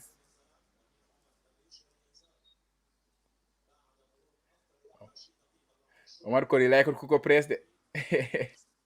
Moom daf tee para boy man moom rek ma dee jox problème. Baboucarr dafa am confident de Baboucarr nu mu dee diggaatee bool. Very. No, I think he has a good future. He has a very bright future for Gambia. Baboucarr. Very, very bright future. Man, suspect naa ne moo nekk first choice goal bi. Xëj na lum amoon Covid moom moo jaawaa ñoo amoon Covid ñoom ñoo desoon time boobu Qatar bu gaa nekkee Cameroon moo tax seen first game ñoom dañ ñëw day before Gambia di play guy train day boobu rek moo tax boole wuñ leen woon. Exactly Marcelo la suspect on because moo tax boole wuñ leen woon because soo bàyyee seen past test games yi moom moo di play. moom moo nekkoon di door yeah. te tollu nekkul fa woon si team bi time boobu noonu so. xam nga tollu tam dafa àndaa team bi nag xam nga bàyyi nga xel loolu de dafa àndaa team bi de. no wax dëgg ne xalaat I think he really deserve the chance to represent the country. non munuñ ko naa ñàkk a pick nu kon sa duñu jik. ay boy tollu tax tey ñu nekk fi di preliminary si moo doon génne penalty yi. preliminary si ñu nag ñan la Djibouti. xam nga Djibouti waaw exactly Djibouti. xay ba pare booy ñu nga amaat beneen problème Tchad dëkk yooyu noonu nga xam ne doo dee xam seen player yi duñ dee neex a player. duñ dee neex a player de at all. loolu moo dee nekk problème dëkk yooyu duñ dee neex a player booy. waaye after fii moom xam naa suñ génnee si lii dinañ géej si ay preliminaries because of right now di moo ñu sori si tournament di moo suñ ranking bi anga after AFCON rek la ranking bi mun a lifin fuñ mistake mooy lu tax amuñ test games balaa AFCON bi that was lii yëpp dañ ñaakoon test games two camps la guy cancel right two camps and cancel suñ test games yi first one bi moo nekk bu ñu waroon a dem xaw ma Morocco la or Qatar ñu cancel boobu noonu then second one bi tamit moo nekk recent one bi tam ñu cancel ko you cancel test games. So it's like 4 test games then lose before African Cup of Nations. Man, I was so worried about for Lulu no. 4 test games. No, while Lulu dafa garaaw de suñ ñaaka test games yi nii. Yeah, if over garaaw. Over garaaw moo tax ñu nekk di struggle parce que su doon ñu doon play si seen yaram mi dina mi. Moo tax ñu sonal ñu nag Mauritania di first game moo tax ñu sonal Mauritania mun ñoo sonal. Parce que ñoom gaa ngi jógee si seen living Arab Cup bi. te ñu jógee Arab Cup dem direct di play ay test games ak ay Gabon ak yooyu noonu. moo tax gaa sonaloon ñu maaj boobu gaa de ngasa rek ñoom it. ñëw di may point rek. ñoom lu ngay am si Gambia benn team amu ko si Gambia to be honest lu ngay am si ñu. benn team amu ko. gaa dañu dominate. dañu ba dominate to be honest. hey ñoom moom ba pare ñoom tam gaa ngi jàpp ne ñii rek lañ fi mun a win pour am point. exactly na loolu tax gaa dee si ñun tamit ñu ngi jàpp ne ñoom rek lañ mun a.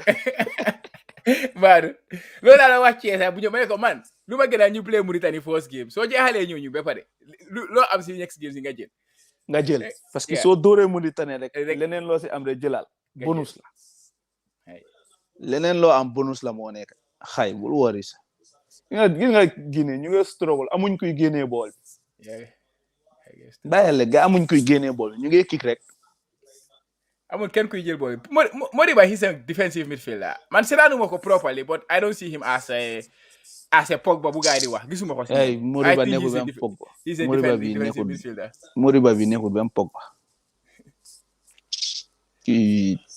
well played waaye sa waa ji moom fële la play kon Armenia Germany Guèye Babacar waaw Armenia Bielefeld waaw ñoom gaa ngi play si Bundesliga moom sa lii regional league bi ok moom lii sa regional league moom lii sa koo dimbale moom tamit somebody who should get a better club or something te after this mun naa ma better club he's young 23 years for a goalkeeper and he has the stature ngi njool si ko xam nga non xayatam bi non ba pare man comme boy yaaga nañ maa wax ne gula bu mun a pili la ñu ne ma daf dee pili comme noya comme yi fi passante yi daf ko ñeme daf ko like tambo dama leen daw boy yéen Gambie kuñ dee invite ni kii gula bi star la gale ma ne hey kii dafa over mun a fiis force yellow card Jaguar ñu ne ma dafa over mun a pili refale bi dafa tooy waaye refale bi mi ngi ngi faal yu jeex yow joxul gaay card just this small foul refale bi daf ñu respect gut loolu moo nekk problème refale bi daf ñu respect gut kile ngi ni dem dal kooku daf ko wàññi rek definitely Yusuf Ba so moom game moom Germany la juddoo tadu waaw Germany la juddoo ki su daan dem play Gambia hotel gi la de des ba seen time ñu ñibbi xaadi yi bo ñeneen yi xam naka ama son di baak ak Seydi Njanko waaw gars yi léegi tey bul wax dara léegi tey gars yi di fi xale gars yi pare si AFCON bi ñu yóbbu leen Gambia gars yi di leen understand affaire yi. non Baboucarr moom yaaga na di dee dem Baboucarr yaaga na di dee dem xëy na Seydi Ñanko ngay wax kay Baboucarr yaaga na di dee dem ak kii nii ak Ibou Touré tam yaaga na di dee dem Ibou Touré moom yaaga na dem moom beneen player bu am tournament mu ngi noonu Ibou Touré ma ne ñu ngi koo bàyyi xel beneen player bu am tournament mu ngi noonu dafa over first jump first game bi mu ngi play right back waaye I think he was one of the best players on the pitch that day. He was one of the best players. After Momak Solmar laa joxoon credit on the first game. Exactly. Solmar second half bi lu mu play. Non second half bi dafa play. Solmar dafa am njëriñ suñ team bi de. Definitely. Omar Koli moom na dafa nooy trop. Well played Dabo. Omar Koli tam dafa nooy trop waaye.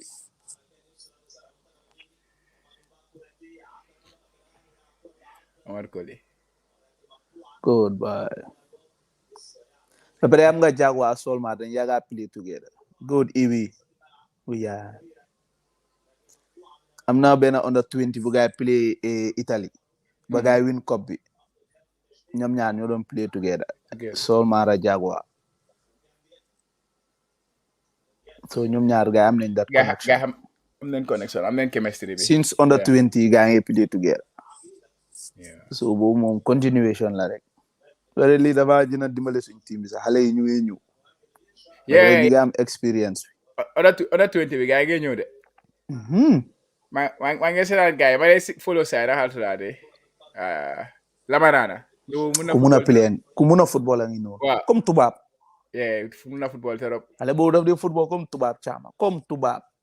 Definitely. I like the way he plays very well. Ba pare confidence bu mu nekk si moom moo ma ne. Ko daf di football comme tubaab. Xam naa sporting nañ ko defar bu baax. Sporting ba pare académie la nekk sporting. Yeah, it's good. Yeah. Sporting nga xam ne dañ dee mun a defar player. Xanaa ñun loolu leen dee ñaaka tamit academy system bi. It's the biggest problem we have in our football. ñun nag lu des dafa bari de ñun comme dañ dee am suñ natural talent si rek. Xanaa soo génnee lañ la dee développe waaye pour développer si dëkk bi waaye ñun duñ laak dafa bari. No, it's a lot. Football dafa walaakeen. Football dafa laajte lu bari. I'm coaching like grassroots football. Gambia, we don't even have the grassroots, xam nga. Gambia soo wee grassroots dañ laa ne yow dama toppatoo sa soxla. Yeah. Te fekk dafa important. It's very, very important. It's very, very important. Man bu ma doon nekk Israel Benayoun Yossi Benayoun dama dee gis moo dee isi doomam bi xale ñoom ñaar moo leen di isi dafa toog gay train ba train bi raj mu jëlaat leen dugal leen si moto bi yóbbu leen. Exactly. This is the same thing that I experience every single. Imagine loolu many after many xay wala ma kii kaa ne ma xay yow kii every day mu def li xanaa yéen seen dëkk amut lii ma ne ñun suñu dëkk xale yi di ñoo def lii sax day am sax fu ñu play nii dafa ñëw mu taxaw su amutee game daf dee ñëw mu taxaw isi doomam bi taxaw gars yi di play ñu leen a cheer ma dem tam Belgium gis ko fa ma ne dëgg la. But hopefully maybe next generation will change because tamit xam nga tamit dafa nekk si xëj na si parenting bi la tamit. soo ko seetlee because ba pare ñun suñ parents yi gëmuñu woon si football. luñ la dee wax hey kan nga dee gis ku ko fi make waaye léegi nu ñoo livinee nii nu suñ tour di demee nii. léegi moom dinañ xam ne football bi mooy loolu. time boobu parents yi believe into football waaye léegi xale bu la nee fa football di nga ko nangu parce que soo xoolee léegi nu moo demee football yow benn contract rek yow sa life mun naa ci. definitely. so moo tax léegi parents yi di nga ko live so léegi ku nekk doom bu góor la bëgg am pour mu play football. waaw play football. waaye man maas nga xam ne ñun dañ fayet suñu wee pour nekk football parce que daat bi nanguwut yi fi jàng rek. non la Gambia gay dëgër boppa rek la dee play loo. jërëjëf Ibi Dabo football bi rafet na gis nga lu ma laa wax Chamas si digga bi si flexibility bi si digga bi ñoom ñëpp a mun bool ba pare nga apply léegi mu ngi am room pour def lu mu bëgg mu ngi daw fu ko ne seen keeper bi Oy. Ref du kaat de. It's just an accident, I think. Gis nga mobility bu ñu am si kanam moo ma neex nag. This mobility. Ku nekkaa ngi interchange. nga Solmar dafa mun a play de Solmar nekkul defend rek la mun de Solmar ku mun a play moo nekk nii. No, dafa mun a football. I really like him. Man, maa ko seetaanee first time Gambia, I was very very impressed with him. Solmar daf ma dee faj. Fana squad la woon sax de muy play Gambia but after that ñu seetaan ko suñ game bi kañ la woon si bu ñu demee test game ñu nag Morocco ak yooyu noonu Sierra Leone game boobu mu ngi taka umam bi ñëw di play. non boobu nga boobu dafa ñëwee gaañ. comme dafa josoon wér noonu rek dafa jos wér noonu rek pléwut sax Belgium dafa jos wér noonu rek mu ñëw so loolu moo waxaloon a jaaxal nag xam nga soo gisuloo mu ngi straboon tànkaam yi bés boobu noonu waaye léegi nga mu ngi ñeme tànkaam coach bi xam na ko so sometimes sol sa ku yaagaat seetaan Gambia sax xam na lu Solmar moom Solmar time boobu bu ñu am ay because ñoom Yaya Touré Solmar moo leen daan jaaxal ñoom bu ñu am ay Cameroun ñoom kii Mbia player Solmar ba pare dem joxe ni mu ne leen Gambia ñu ngi am xale benn number 6 bu mun a football. I watch that game te maa ngi aussi daal di woon naa ko. exactly sa waa ji mu ngi ñëw di play naka la Matip. tey wala Matip dafa slow Gambia si gars yi. yow mun ngaa recall match bu ma was.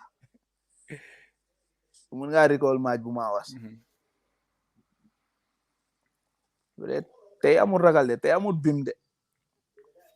jërëjëf gaa ngi play wax dëgg neex gaa ngi play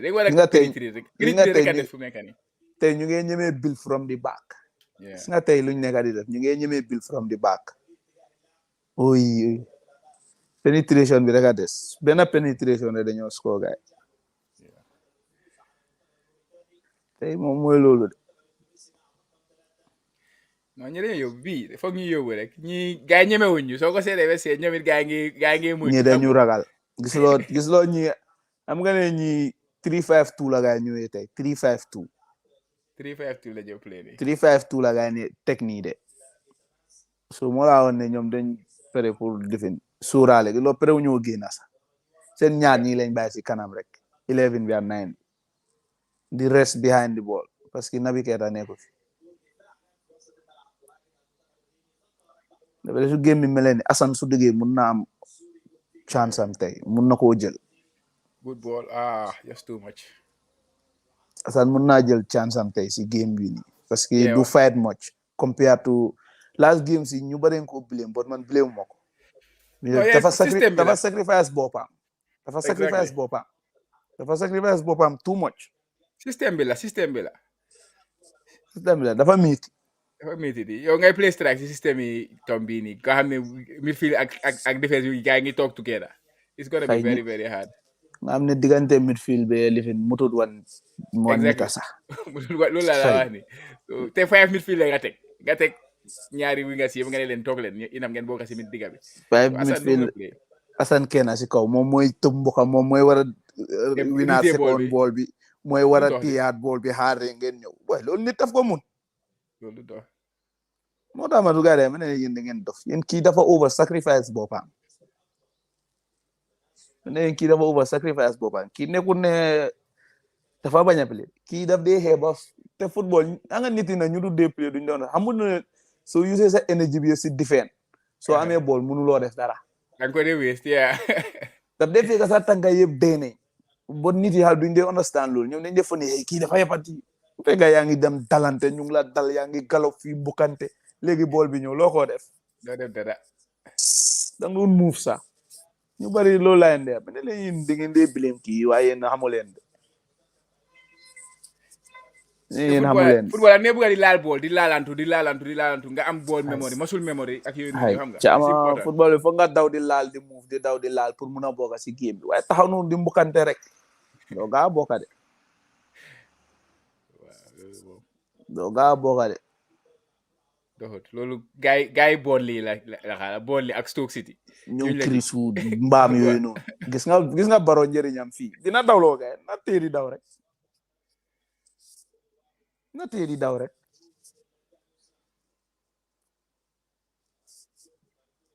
téye rek di daw gaa ngi la ragal. Oh, that was so dangerous. That was too risky. That was too risky. What?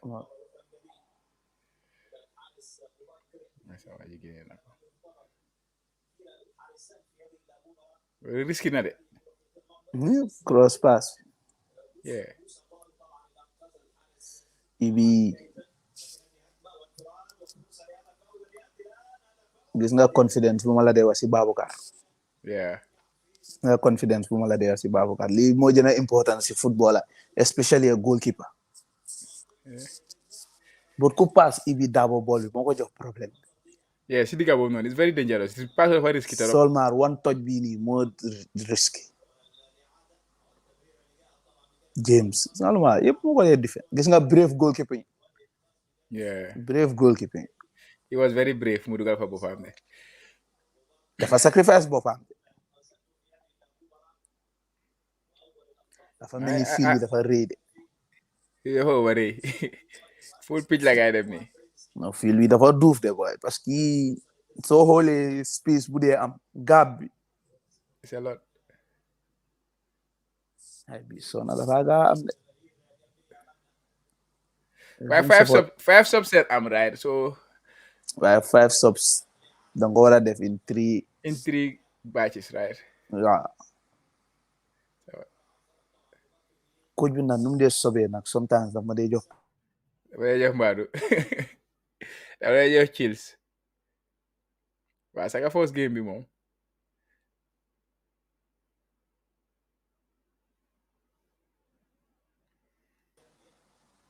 Coach bi nu mu dee sobee sometimes daf ma dee jox problème. Yeah. Because of the always def comme like for like changes. Like for like Guinea, changes. Guinea half back is a half back. Yeah, ay defensive changes yi dafa mel ni yëpp bëgg ku nekk laal xam nga fa say coach yooyu noonu ku dee bëgg ku nekk sa team yëpp laal. waay waaye hopefully tey expect naa ñu gis Youssoufa Njie. Yeah, moom laa bëggoon a wax sax. nu game bi opené nii. moom tam su play tere dina jox coach bi problème. Yeah, ba pare moom tam yeneen kick-up la moom tam day dóor de. xay dafa kick de. gis nga lu ma laa si Ibi Dabo dem kanamam gis nga lu ma laa si Ibi Dabo foul ref joñu suñ foul bi. lu koy foul la yeah. gis nga lu ma laa si Ibi Dabo dem kanamam. génne leen bool bi booy. foul bi leen waroon naa jël booy ñun suñ advantage la dañ waroon naa jël. foul exactly day waroon naa relax. dañ waroon naa stop ñu forcer ko. ñu forcer ref bi foul bi. léegi Musa Baro score. Nah, ñi ful dégg rek Guinée nii ñoo em doole. Gars yi ëpp ñu doole de ñi kay. xay ñi ëpp ñu doole de compared to yeneen dëkk yi ñi ëpp ñu doole de. xay ay. Ndowi moom lu ma def nii Moriba. dafa yabaate.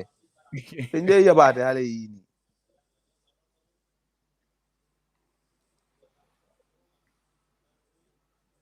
dañ dee yabaate xale yi nii. loolu c'est foul man. C'est real foul. xale yi dañ dee yabaate. yabaate di. yow looy joxe Barcelona nga jóge yow doo dee play di. yow lay mel ni Ansu Fati nga. musu daa nekk stay Barcelona lu ma xajaan. Moriba. kii dafa réew sax. boy kii jeexu na kii de boy. daf ko wax jeexu sax loolu lay wax nii loolu lii it should have been a card right. te ndomi si Covid la jógee boy. 4 foul la xoolal boobu gis nga ref yi tamit boy. ref yi tamit du ñu dee help de boy. nekk ni ñuy jàppale de. ref yi tamit du ñu dee help de boy. do leen play fair play.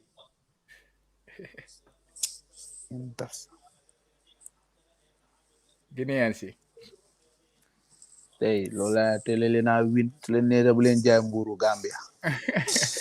tey soo bi may tey seen bitik yi may tey noo tàmbala ba. tey beneen la tey boutique yi time yëpp tëj nañ. yow ne de na Gambia pare xam ne day géej a lekk nguuru. poli moom duñ beeg nguuru. bu sona Sara Balde mu ne naka Gambia going to win today yeah bro bu kay Ay bro. Agree nañ foofu. Bro boobu dafa leer. Ay o win rek su neexee yàlla laaj la. Guinea mi seen coach bi Kaba Jawara. Kaba Jawara ak Biram. Booba mu du.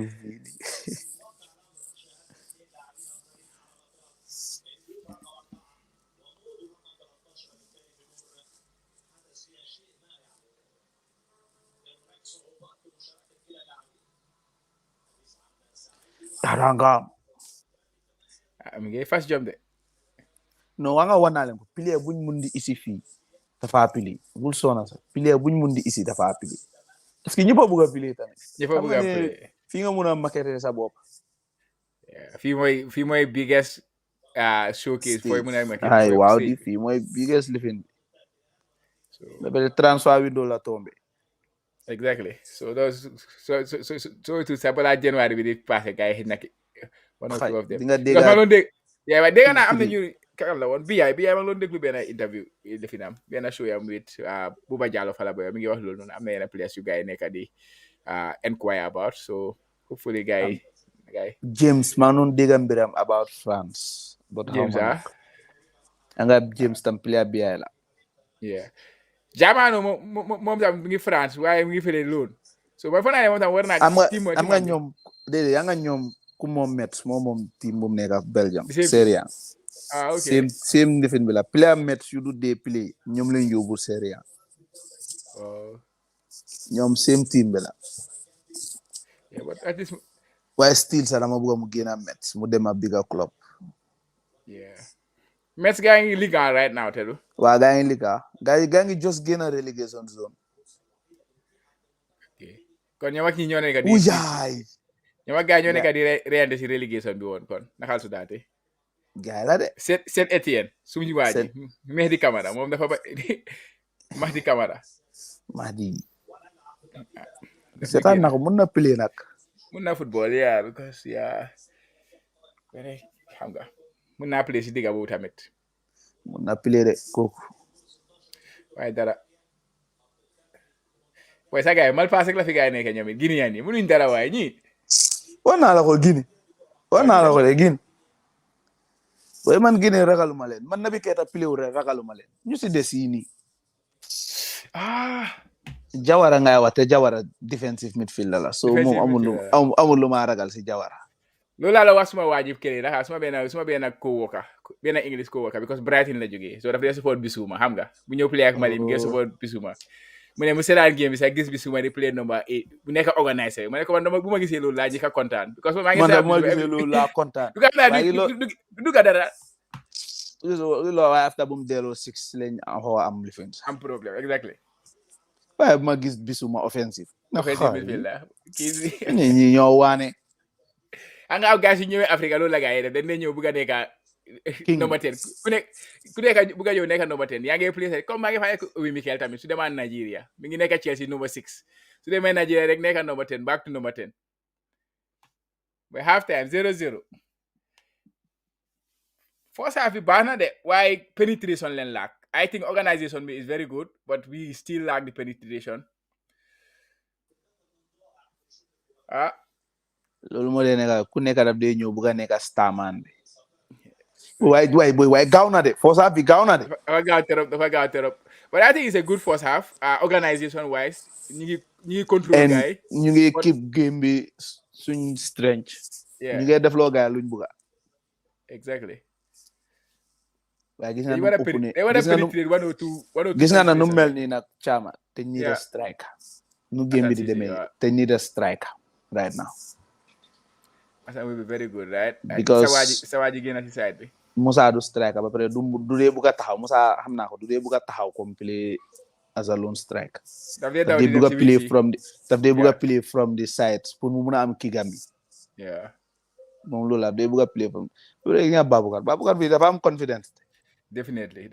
Baboucarr kay yow imagine Baboucarr ba digaat boobu taxaw di xaar guy. No, I think we have a very bright future. am nañ bright future de. Yeah. And now that xam nañ léegi ñëpp a ñëw bàyyi xel. léegi lo Cameroon bi ñun lañ nekk di bàyyi xel de ñoom xalaataaguñ seen match de ñun lañ suuraale xam naa de Aboubacar bi mooy best player si tournament waaw Aboubacar moom la ko gaa jox sax but 50-50 percentage possession so I think this is our highest possession bu ñu am highest ñun nga xam ne 50 ñun every team time dafa 40 am ay 30 70 30 ay 40 60 yooyu noonu nga fa dee gis yeah we even make more accurate passes we make more passes and more accurate passes than them because of suñ midfield bi ñu ngi mun ball yeah definitely it's a good ba pare gis nga ñu ngi play flowing football suñ kanam yi ñëpp a ngi move exactly lu des rek te nit pour be clinical a chance ñu am benn penetrate pass rek exactly loolu rek lañ nit si forward bi ñu def nanka rek waaye overall moom team baa ngi play te lii laa doon expect team bi play Ibi Dabo foog naa bàyyi li Modou Baro mooy lef free kick bi non comme Paul buñ ko dugaloon noonu mu kii ko lefam bi ba daanu comme lu mu doon mel ni kuy cross so bàyyoon Modou ma ngi lay raw de non li jeex na non comme dañoo analyse jeex na kañ ok comme dañ nekk di wone chances si ok so loolu laay mel ne su ko bàyyoon Modou Baro lef futa la mun na koo lee seen kanam o mu bim ko si post bi waaye Ibi foog mu use lefam bi te mu ngi daw lu loo fa kick mu daanu Ibu Touré just pull out of the game together with Noah Sonko and Sedi Nyanko. All three have food poisoning and cannot play. It comes in his place in Darangam. Ilo gange doga lifin Gambia Football Federation Facebook. How do you send Facebook? Mom la gadi lifin late. It means Gambia has just used one of its 5 substitutes. Sana, na hanga assess game before Sabi. How did you tense.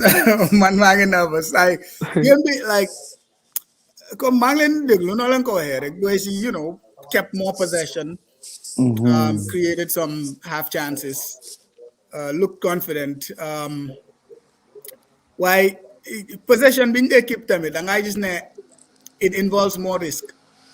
Yeah. Because Guinea, among the quality would create much on their own. Yeah. So their best chance, more big Baukar Gainway, why that was, you know, that risky ball that in the midfield. So Ibrahim Adabo go game pass, guy intercept, you know, break quickly. And that's the risk when you talk about you know, 9 possess. You know, the more you possess, the better it looks. Why that means the higher the chances for a mistake like that. And thankfully, you know, we recovered well and intercepted it. Why? It's very tense. Guinea, like I said, when I win for ben quality, you know, one man team. Create, everything that they're trying to do, you get them on your way from the left side, you're seeing the right side of the field. Hopefully, I get a song, but I'm in the time, you know, sometimes you wish I'm on, you know, now I'm gonna play, steady backline, why area boo, then for them to gain it easily. To go to my area ball, guy, and you overload right side. You swing left side, but then for them when I swing, I'm on, you know, took it. You know, why again? You don't want to take the risk. By area ball, and then when penetrate people. And if you had, you know, so they then change, come being the call for. So in this track, I be Musa Baro, them side boo. Exactly. Lila don't watana chama. Lila don't watana. Yeah. So playing that, then I'm outlet to play Musa Baro. You know, then I'm gonna isolate. By Lola half was Guinea time it new adjust, but you know, overall good half. Man is ne. Coach Che mungi dugasi. Yeah. You make a flow. Mr. Che. Naman la fini. Boy, 10 years and network about Che. Nagala. How was the game? How was the first half? How will you assess it?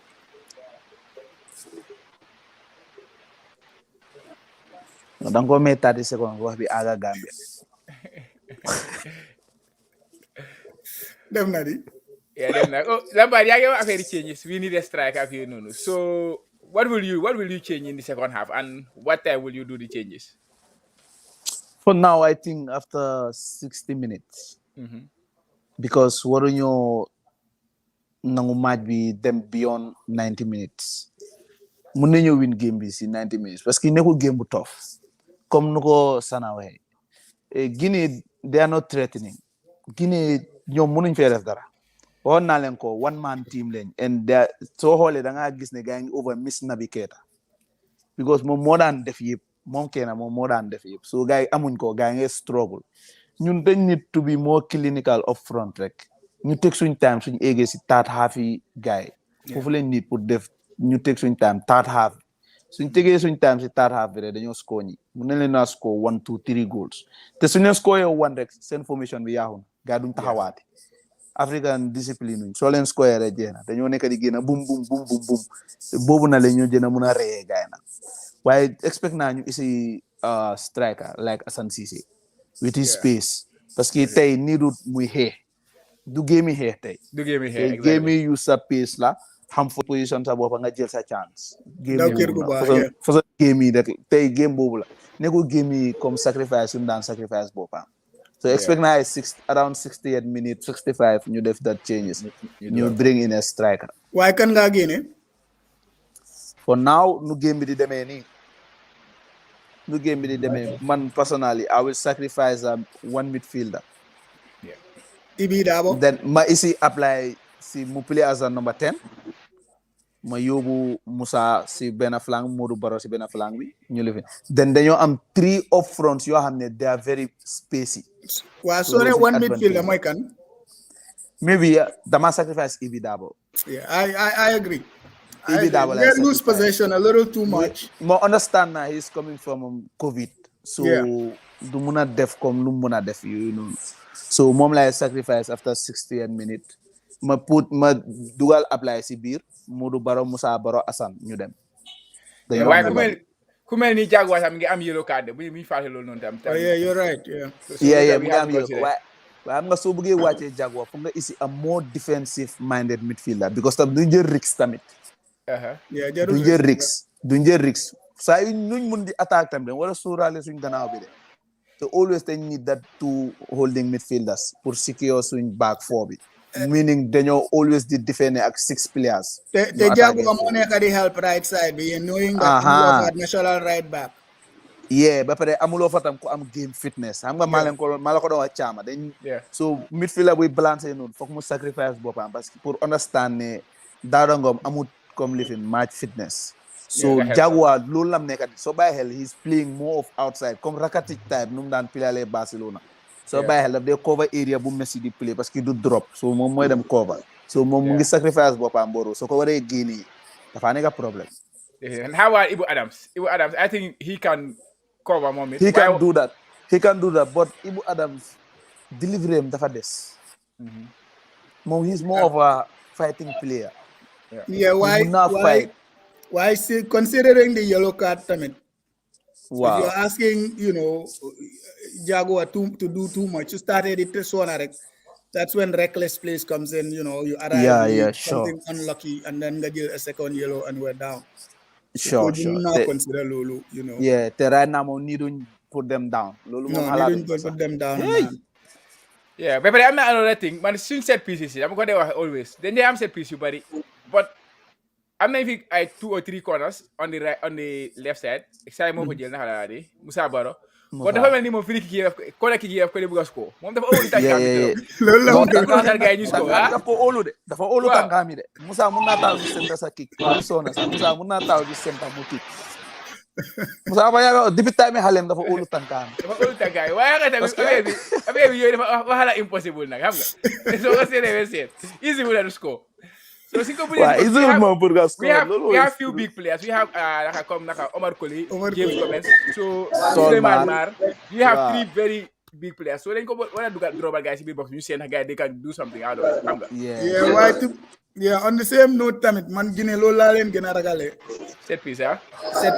Gañu sen size ba dina baax suñ boss. Size bang fa why also that's their best bet because amon creativity bi dañoo paré pour réenter pour set piece bobu.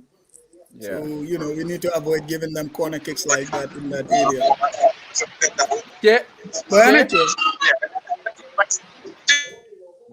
Internet bi tey do duga boy. Internet yaa ngi mel ni doo liggéey officiel ci. Doo jël seen unlimited boobu noonu nga ko use. Waay. Internet bi daf ko xaj bagage tey. Sana, what do you take see Baboucarr performance right now? Yeah, he's very solid, very confident, Exactly. Gainer was very timely. So later, 1 second, why the Munna to poke ball, just reach it. So he's very confident, and Munge build out. Like you said, Munge Munna take ball. Sigi, just come nakala to that. Man Citizen goalkeeper, Edison. Munge Ederson release play. on the left side very well. And those are all attacking opportunities. Once you have a goalkeeper that can start the attack like that, it makes things a lot easier. So Mune capitalize on those, hit Guinea quickly. He's playing very well. He seems confident also, better with very both confident. feet. With both feet. Muna use Chairman and Exactly. sometimes. So but I'm gonna build it from the back. You get good from the back. Like every single time left side is open, yeah. But I'm not going to delight the Fumodo. Banjul United ladan play. Banjul United. Okay, maybe Lampard with team. Sekunjai, Banjul United. Yeah, Banjul United. So guys, you guys struggle this season. But start nañ win nak. Demba door nañ 2. Demba door nañ Marimo 2. Marimo. Nga ñu ndam Marimo lañ mun. Yeah, because they were but you record. Then record after like I play against Marimo. So yeah, after wow. Demba door nañ Marimo 2-0. Nice. Banjul United. Babukar Lola like about mom. Babukar playing goalkeeper. Comme Ederson type bi la rek. Gisoo daf dee teg ball bi ñu play ko. Te lii lañ manqué woon tamit. Yeah. Rek ñun comme kick du suñ advantage because size buñ dee am si kanam. Musa njool na waaye nekkut ku dee mbuka. No. Apply do rely si moom. Ponkolo, I think the only striker we mooy Badamusi. Badamusi. Loolu mooy strength am moom. But also play. Players who come in for their first start, like Modu Baro Aksai, Rahatradi, Daudangom, right back. Daudangom, he's doing a very good job at right back. Hamayang your fitness and be Nenega issue. But first half, I think he has a very solid first half. Very solid. Yeah. Solid. Modu Baro, Sinkomune find in space to take players one-on-one. One-on-one. And I would prefer him on the right side, and just cut in and then, but that would only happen. So they change and they were so Dugale striker. Then Musa Neka on the right side. I say you cut inside and take a shot. But also soon dribble it. Beginning knowing the Nyani player Munanyo shoot, then you commit. So I say midfielder, if I commit quickly. And so he commit mostly Munna and late, and that gives up a free kick in dangerous areas we can take advantage of. So yeah. Lampard say it's Daudangom a right back. Yeah, he's a right back. Oh, he's a right back. Okay. Yeah, he's a right back. He's a natural right back. Mm-hmm. Oh, okay. Yeah. That's good. I didn't know. I think this is the first time I watch Komu play for this squad.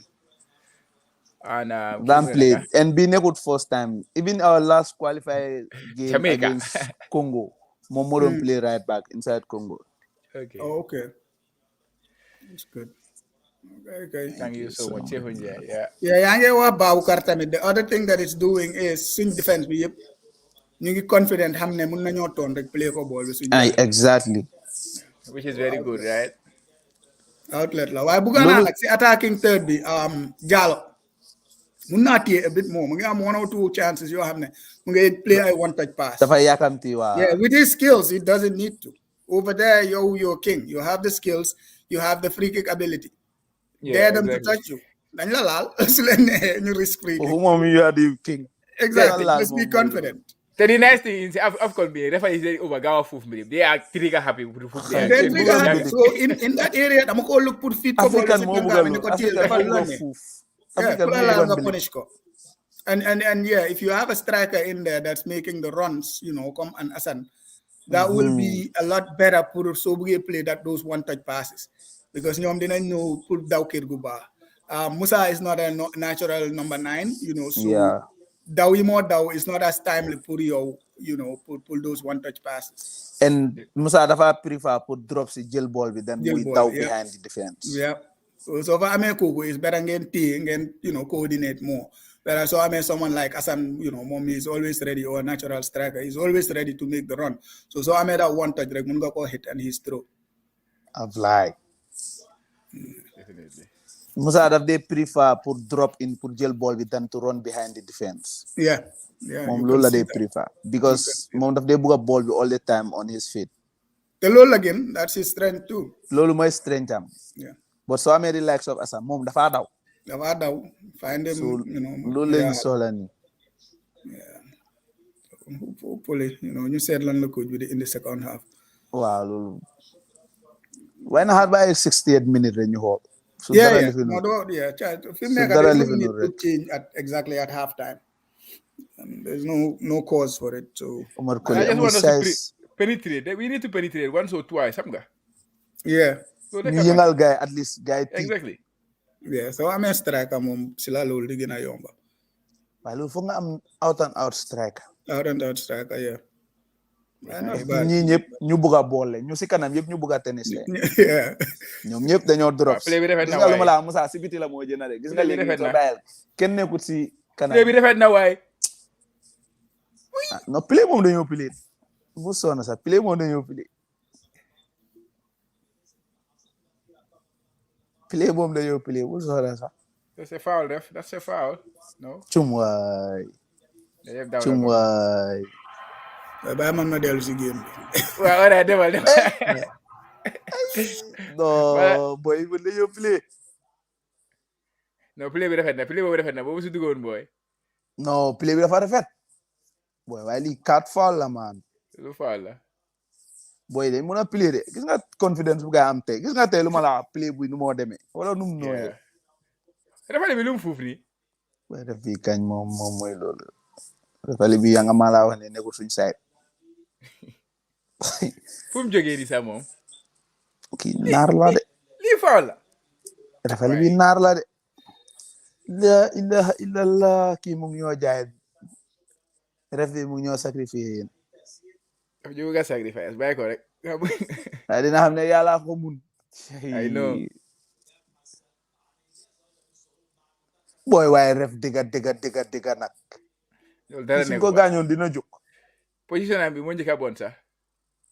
suñ ko gaañoon dina jóg. Oh, Jaguar.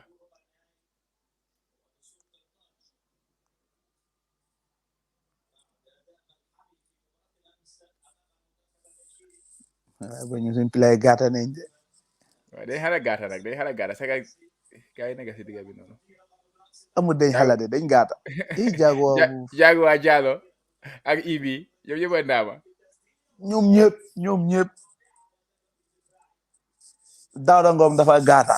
Daouda Ngom yaa. Jaguar dafa gàtta Ablaye dafa gàtta Ibi Dabo dafa gàtta Modou Baro Dissé Pa Modou Diagne Dissé. Jaay ndaa. ñii yëpp njool fii ñu njool yi Omar Colley la ak Solma Ababacar. waaye lu Sana doon wax li fi la de ñi 7 pieces la ñu rely de. 7 pieces la ñu gars dañ am parce que seen gannaaw bi dañu am height. ko am nañ ko la affaire la nag. Ababacar la nga de.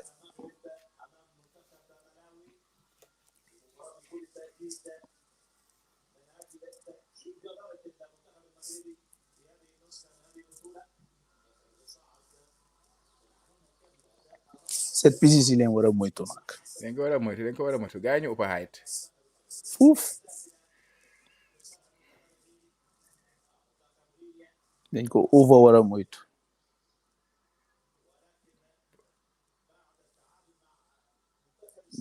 James doesn't look okay de. Look okay kay. James doesn't look okay de. He? Ngi taka mo sulam bi de. Yeah.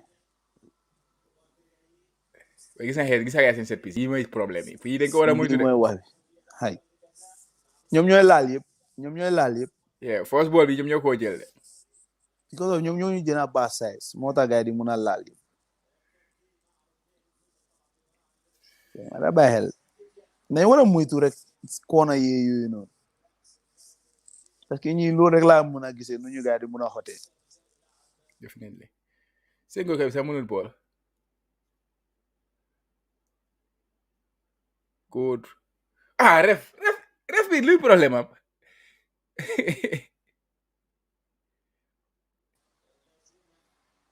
Ref bi luy problème am. dafa li bi war naa nekkul suñu side. Okay. But now understand. Yellow card. Kañ la gars yi am yellow card nag. ñun rek la lay jox card. That was a bad foul. Ref bi kadami pour ñun la.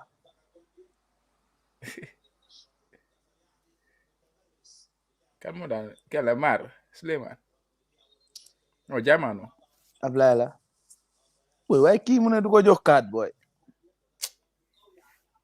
that was a bad tackle.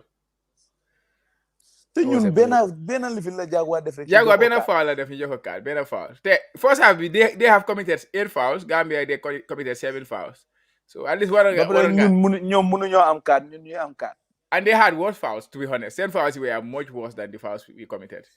Coach baa ngi coach ki ponkal la de. Toma ngi say sa boobu it coach Tom. Ablaye bul gaañu de. waaye suñu fans itam jàmbaar lañ de gars yi dee yëngu de. non ñi foog ma ne dañ dee seetaan match ñoom dañ dee nekk di support rek. dañ dee over support sax.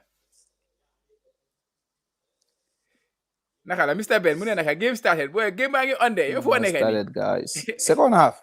second half yeah. 51 minutes 52.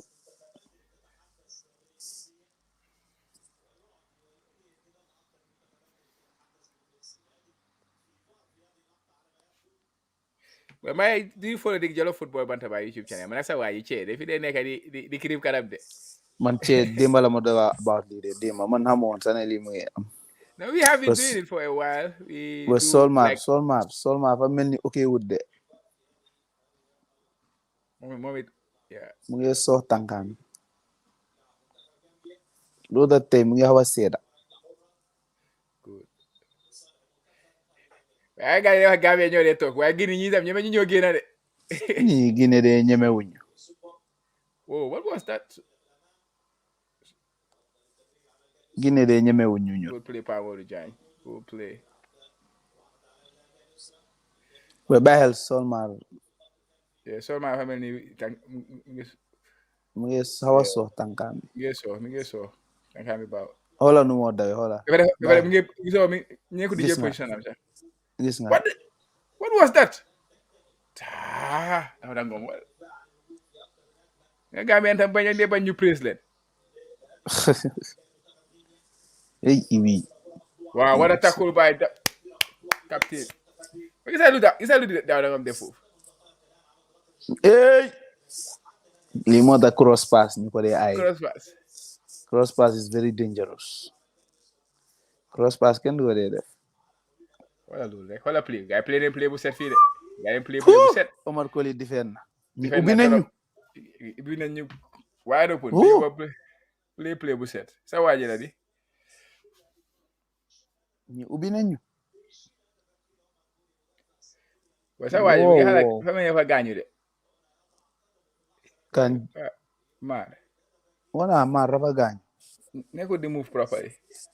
bàyyi xel nu moo dawee. Moriba de score nañu de. mu ngi soox tangam.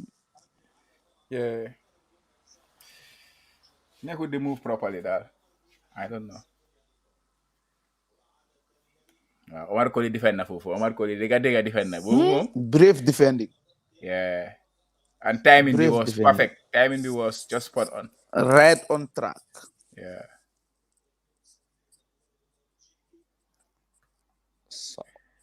Parce que waaye dugal wuñ ko si boo demee wuñ ko si game bi nag torop Musa Baro boo xaagul de. boo xaagul because of mu ngi play off position. Mun naa la Musa nekkul player bu dee like di play from his back. Yeah. Mun daf dee bëgg a play from the sides. Mu la dee gis nii. waaye su la dee jox gannaaw nekkul player boobu noonu. loolu nekkul strength am yeah. waaye su dee play si line bi foofu la amee doole. moo tax nga ko dee gis mu ngi balance si side rek doo ko dee gaa gis si digga bi side rek la dee balance. daf dee def si side too much. I think they want to see Asan. But because naturally foofu la dee play loolu tax ma ne la dañ nit a number 9.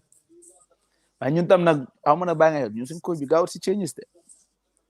gaawut si changes they had ay 75 minutes la dee. haay keroog rek laa gis mu def ñaari changes bu force bi jeexee mooy last game bi.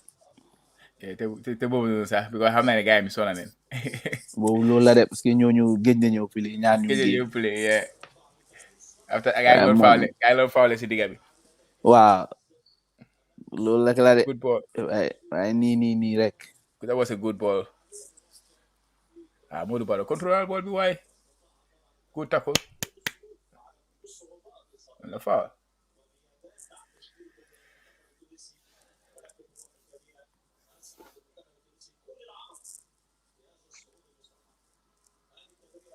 mu nee daw non dafa wa gaaw sax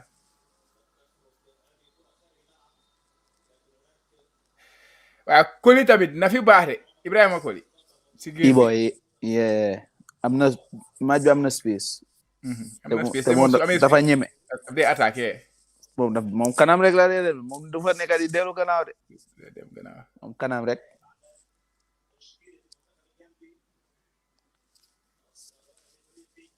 waaye suñu eggee 60 daal war nañoo def dara 57 now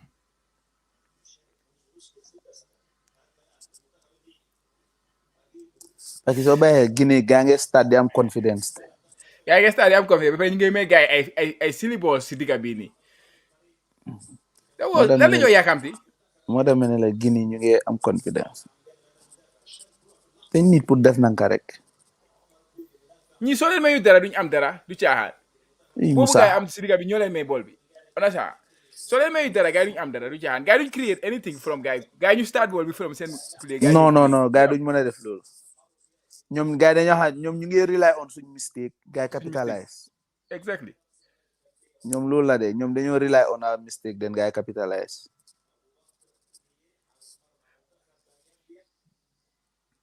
waaw kamal game bi rek kipa kam ko rek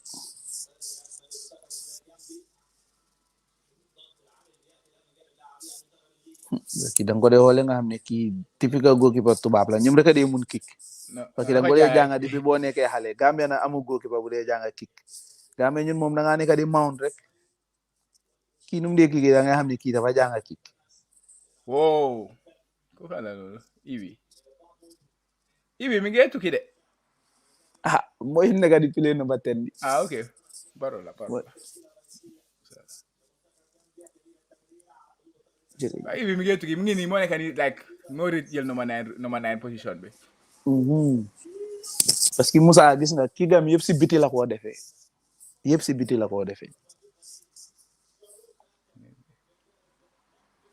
Moussa lay go dee play number 9 gis loo si biti rek la dee dem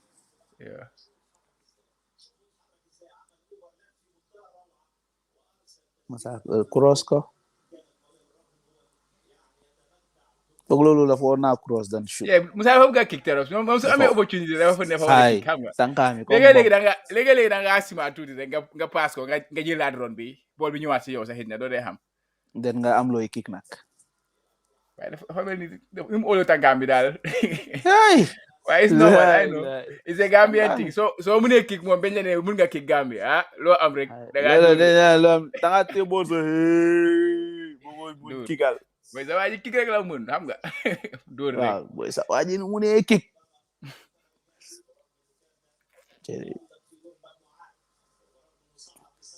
waaye daa doon ngam xam naa ne bëgg naa score si benn si xata yooyu noonu nag tega yi nii ak free kick non kiga mi man sax bëgg naa mu score si benn parce que mu ngoo miss rek dafa war a score si open play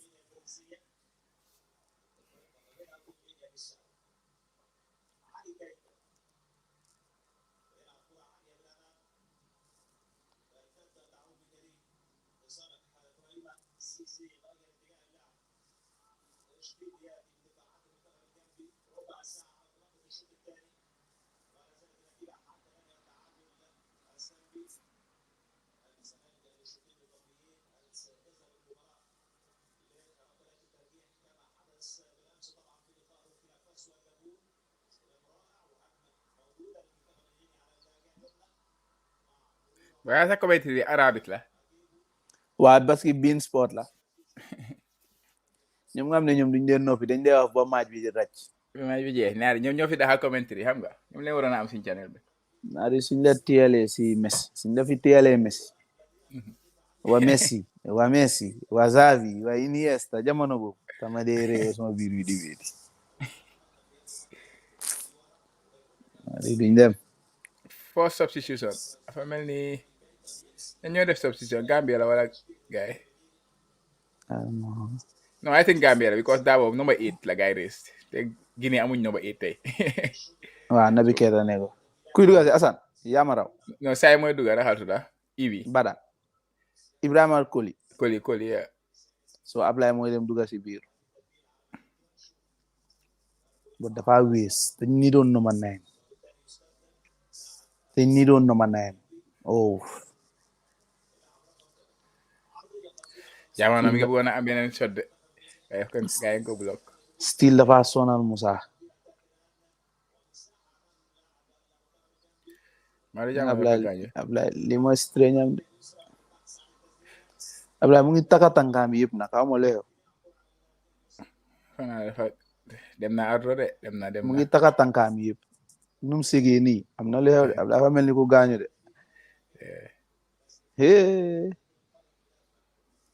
Ablaye mel na ni ku gaañu de bu loola nag pour ñun moom mooy génn change nañ sob bi change nañ ko Ablaye Waga ilo sol ma mu ngi complain pour gars yi ñëw check Ablaye Waga gaañu Ablaye bi ko kooku fogee si digga bi moo ko amee nii di ko kooku fogee si digga bi caa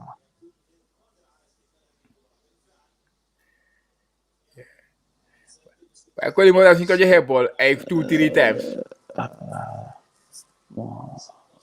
oy big blow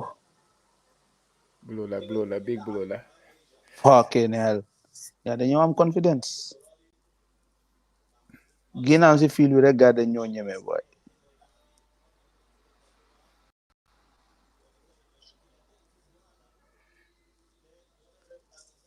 fuck affaire la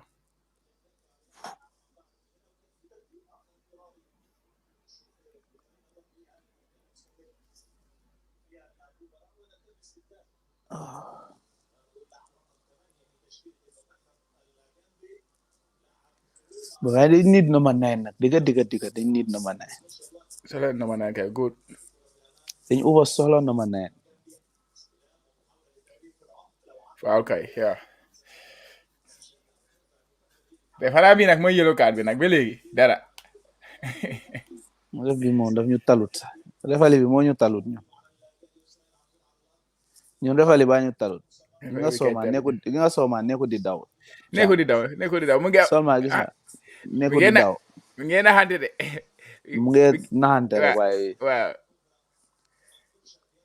baxel nu moo stebel right am bi right bëgg na génn rek waaye he is not moving properly parce que lii am na space boo xam ne mënoon naa drive ak bool bi exactly Ousmane dafa war a agsi Paa sa gars yi da nga war a nekk si team bi de man sa gars yi on the team Fritz waaye gis na lu ma wax si suñu free kick yi gis na lu ma wax lii mooy suma problème Moussa day kick rep they use power trop they use power at times and the first mind moo nekk goal pour nga score boy yeneen position yi soo fa nekkee just be dribble ball bi si biir box bi in a dangerous position. Sure, I will be there bro inshallah I will be there. Yeah. Moussa they use power trop than technique. Yeah. San dafa war a ñëw. What about Lamine Diallo and Dembo yam tam dugal nañ first game bi waaye ñoom naa impress ci first game bi to be honest. Dembo d'abord. ñoom ñaar yëpp Lamine te man Dembo I was looking forward to him coming to this competition a lot because mu doon am a very good season with his club Soligos. am nga tamit da nga nervous because it's your first time. So loolu moo leen nekk issue bi da nga nervous parce que as game goes by nga dey build confidence. loolu moo leen nekk problème tournament. Yeah, exactly. So even play national teams are easy with that. Easy. It's like a first competitive game. Wow, first competitive game. Gis nga soo ñëwee ba dugga si so leen dee woy national team ba nga taxaw te nga xam ne dëgg am na lu xew. Dégguloo yow yaa ma gën a xam. yow mu ko dee yow mu dee play rek a dee xam feeling boobu nag yow rek a ko dee mun a xam yow rek. Yeah, te ñu nañ bari débutants si tournament bi like I mean competitive débutants almost 50% of the team because Come Ibu Adams, I think debutant lah in the, like. No, Ibu Adams nga mu doon play si qualifier after dafa stubborn mu ne fa bëgg a concentrate si team am. Si club bi. Wow, club level. So loolu la woon.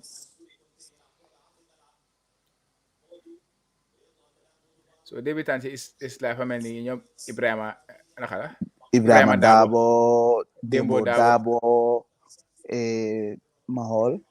Ibrahima Dabo, Seydi Nyanko. Yeah, Seydi Nyanko moom it. Mahol ak kan la mën a wax. Baboucar. Waaw Baboucar mu ngi doog a pili. Baboucar test match rek la pili mu ngi doog a pili. Yeah. Baboucar wax nga dégg. Son Bag nag. No ha. Son Bag play na Gambia qualifiers right back. Okay. Offside. No. Play na. Ñu la ma la si Guinea apply bi. Mu ngi tax ñi ngi ñeme. Ñi ngi ñeme di defee.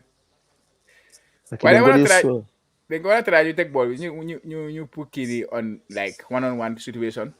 Sa waay Ibrahima Koli. Because dafa dee mën a am 1 or 2 instance si game bi te daf def non loolu mooy strength am nag 1v1 mooy strength am moom loolu la mun de 1v1 nii daf laa kataate parce que moom du dee deelu gannaaw comme maasi kaka yooyu nuñ daan play kanam rek su dee yokkee na la sa yaa ngi dem moom noonu la dee play su dee yokkee na la sa moom dafaa dem moom loolu dafa am confidence.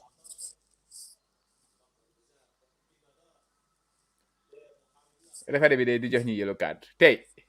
war naa la ko di su dee card nga xaar fii referee bi card mi pour ñun la de.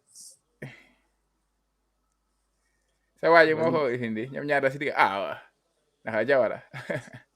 mu ngi gaañ du bi rek.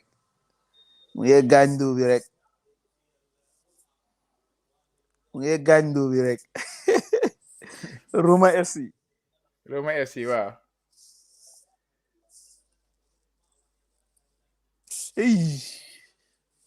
Jeeku na ko de. Yi dafa step si ko am.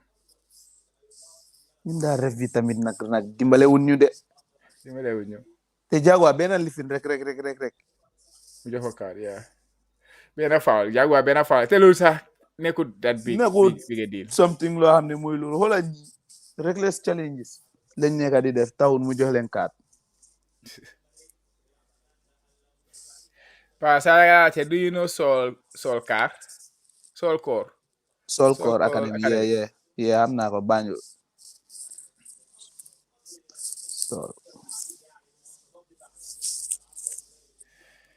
game bi daal chance amu fi daal ñaari team si daal kenn nekkul ba pare ñu ngi seeda second half ñu ngi seeda war nañu waaye dañ nit pour def dara boy ñu ngi over seeda I think dañ soxla striker we need a striker boy dañ over solo striker second half bi ñu ngi seeda torop Ablaye bu mu génne ba léegi mënatuñoo yëngatu.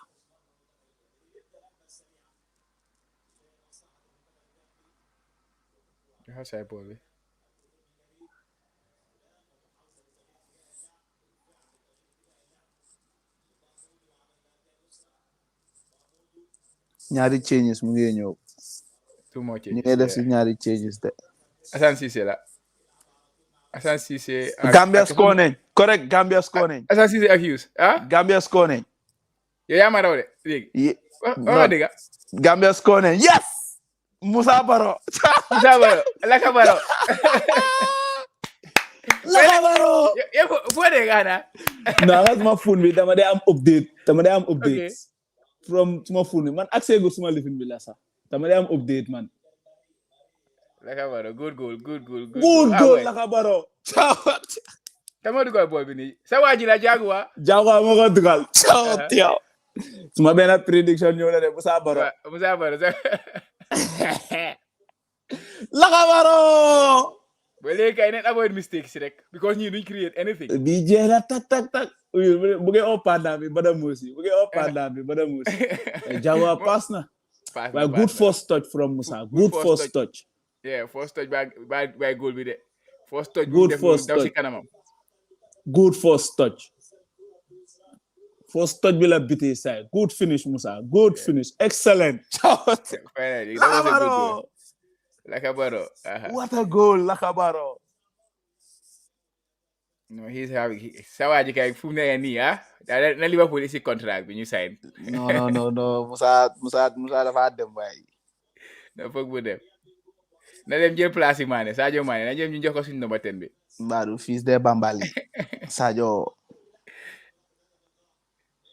Hay bi. No, Quarter Sawa final yaa use Yusufa Njie. Ba ñu boy si. Ay, them boys. Hay.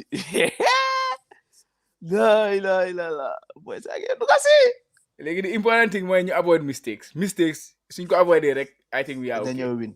Because ñi amuñ Yusufa Njie. ñi amuñ Modou boy. Baro, Ibrahima Tabo. Wow. That was a Excellent good game, Modou Baro. Good try, Modou Baro. Good try, Ibrahima Dabo. Yusufa Njie mooy play number 10. Yeah, use. Moussa Baro play si Frank bi, correct? Assane léegi yaa ngi dugg si fekk space mu ngi am nag. Jamal ma gaay suma waa ji El Nino. Good tackle Jaguar. There was a foul from Jaguar again. So affaire am na. Yaa ngi gis léegi nag am nañ issue boobu nag Jaguar nag léegi dama am problème nag. Waaw mu ngi dafa war a moytu. Mun nañ ko lifin pour Ibu Adams. Ibu Adams mais moom bokku si gaay de ñoom ñu am affaire. Non ñetta yu ma gis Ibu Adams gisuma ko fa de. Seen half cast suñu half cast yi ñoo lifin. Half cast yeah. Half cast yaa am lifin.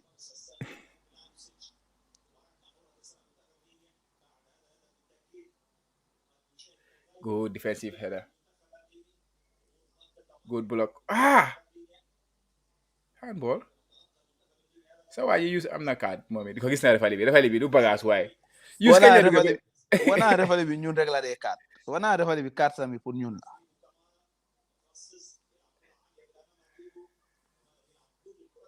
Wana refali bi carte sami pour ñun rek la.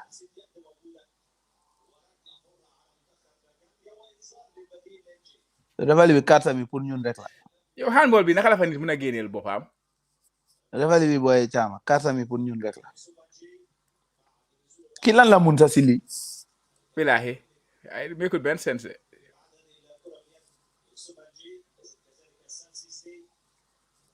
Commentaire Yow kii ca gannaaw la joxe. si fa nji. Ñoom njaay nji lañ ko dee wax. ñoom dañ dee silent end bi. ñu jël jaay yi.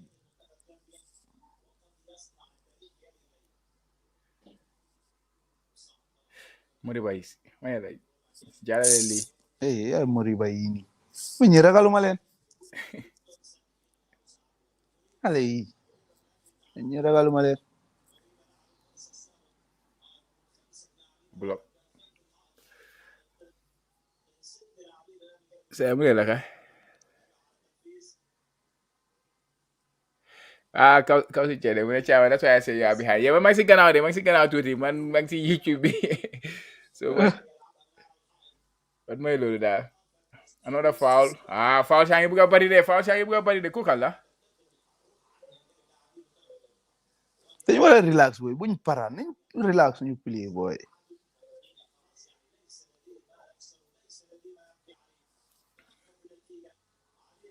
buñ para boy nañ play rek.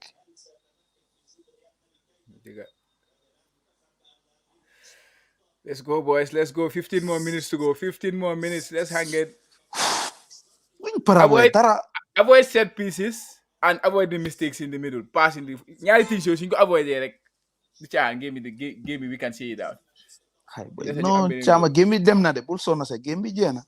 Xay man suñ la njëkkee score ni nga si am de.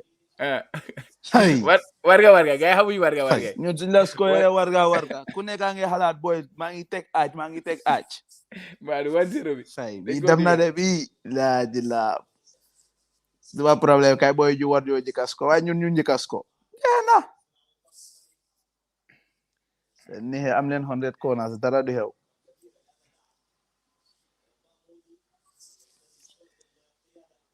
Wow, good James ku nekk na jël. Good clearance. No foul. Whoa. Guys, go on. Offside. Whoa. Dajta bon na de naka ñëpp lañ yóbbu sama ni ndey la ilaha illallah gis nga naka lañu gaay yóbbu naka lañ bàyyi space boobu noonu foofu noonu boy dafa white gab bi dafa but yeah offside si biir offside dafa over wide sax lu gaay bàyyi foofu noonu gab bi dafa over white dafa over hey waaye kii cross na lii de kii cross am bi sax tànga da sa fa ñëw rek duga ball bi si biir post ki boy si ne war a moytu nañ moytu ay offside la bu leen sona sa offside la waaye ñibee nguñ de ko ju me leen like Cameroon so yeah ñi ngi dañoo stay de xëy booy ñun sentu ñu semi de chama Cameroon boobu la ñoo méegee suñ niim na Cameroon ara bañ leen tii ni xam naa ne moom su fa gaay fekkee Comoros te xam nga Comoros xaw ma su leen fa Cameroon fekkee te ñun nag si Cameroon la ñoo méegee suñ niim ara bañ leen tii dañoo pagal gaay boss bi ba gaay xam ne mooy lu seen biir dëkk sax ñu paag boss lan mooy xew refali bi tamit du bagage waaye linesman bi call na corner yow naka ngay jógee fële ne léegi nga mën a gis loolu noonu nga ne yaa ko call refali bi du bagage waaye bilaay refali bi du bagage refali bi moo ñu respect gut ñun billaay wala ñun ref di respect gu ñu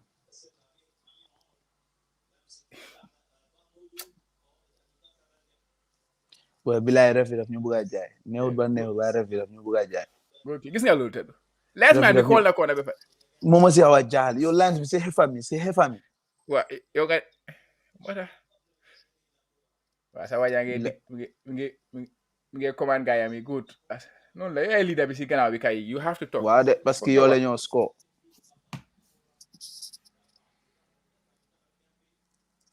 de dina mbuka xay boole yéen jeex na lii ni ngeen ci am daxe leen beneen fu mu nekk nii non nga xamuñ te bi la ñëw warga waaw di fu mu nekk 78 ñaar ba 80 minutes ñu isi beneen defender ñu play 5 defenders xëy lii amu jël risque sax ba jaago waa mu ngi play sa boy waa ngi wala sax Yusufa bandi la dafa ñeme boy Sol moo wérut boy Sol gis nga mu ngi oytu rek Sol mu ngi oytu nice fight lose nga ball but good fight Sol mu ngi oytu rek boy mu ngi oytu waaye I think he's still important in the team bi nag ay mooy rob even ak num gaañoo nii sax ba léegi mooy suñ Casimiro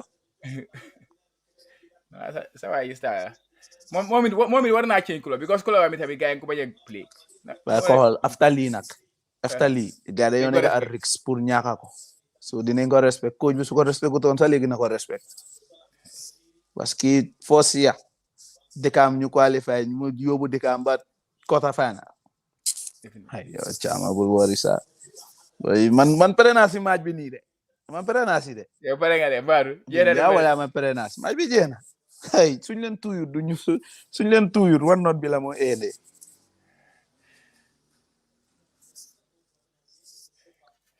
ni match bi nii leen ci am nii sa waaje bu naa mu score nag Assane Cissé because su score rek confidence am dina ñëw billahi dama ko over any goal boy su score boy dafa over ñeme sax su score rek jeex na boy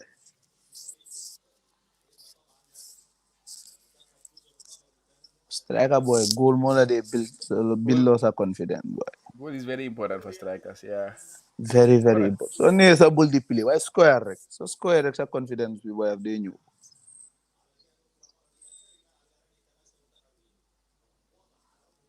good play Hassan good Musa yeah counter let's go hit him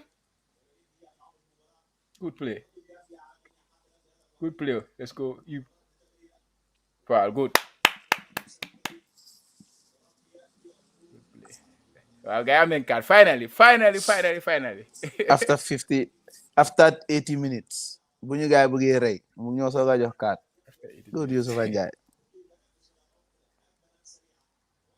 ba fana team yi léegi fana ñëpp play nañ de ba mu des léegi ñëpp CSC bi rek a play wut ñëpp a play léegi ñëpp a laal coach bi manage na ko de man nag to be honest man dama ko over honor sax coach bi he's done an exceptional job ki coach la de coach bi amul dara luñ ko wax kii su demee si media bi di ma wax ak media bi dama dee kontaan sax su ma ko dee déglu dama dee kontaan du caaxaan. coach bi amul dara luñ coach bi amul dara luñ ko wax caam kii amul dara luñ ko war a wax dara amul dara luñ ko war a wax. ba sa waa ji naka mi ngi jëlaat beneen de bi dem ba daf ko bëgg a xata faya si biir. wala bi Assane ko jël Assane tam mi ngi taxaw de.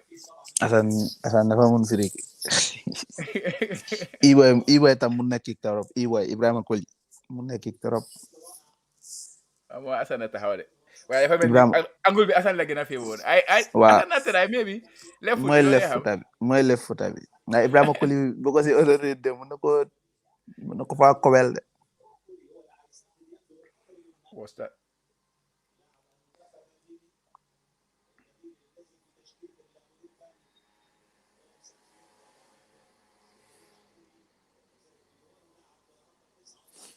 Assane yow free kick bi lii kan la moo score bro.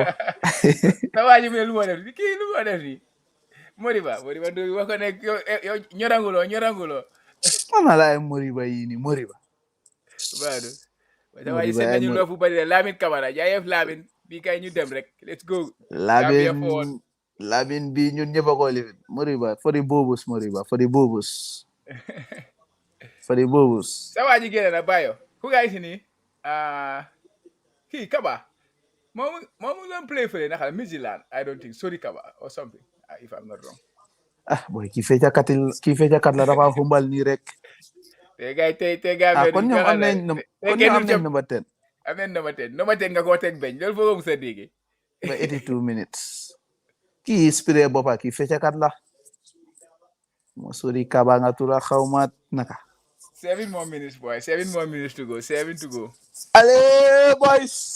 Wow. Gambia dina ne. Bilahi boy fu neexani ma ngi naaf man dama wara delu de. Ma ngi plan bu dem February waye xam nga. Ka town dina ne chama. Dafa ba neex sa fu nekkani. Sa waji naka la loss na. Naka la popcorn. Popcorn loss na. Wala la tok man defalaat gaay beneen mu doralaat ñu beneen tey. Bilahi. Ñi popcorn rek ay way Gambia fu nekk moto yaa ngi taal seen engine ki pip ay ne nga ne beñ bi kenn du toog ñëpp nga taxaw boy sa waay Star Suleiman Mar no xay di takula la kabaro jël na si benay si good pressing but am na Musa mooy win man of the match Yusufa Chai boy ndaa fu mu jëlee énergie bi nii yëpp xay boy ndaa nag energize sala de boy koto bi jom la de play jom ma ko gis mi ngay press ak yooyu noonu yëpp di tukki man naa ne waa half fii la moo em sax si game bi jom la de play jom Assane fii moom du yomb de fu mu nekk nii ñu ngi 1-0 moom xamal ne dañoo toog nag ñun duñ dem fenn xay bi ga muñ ko rek bro bi muñ ko ñun nañ win rek ay ma suma yoon nekku si nañ di win rek yaay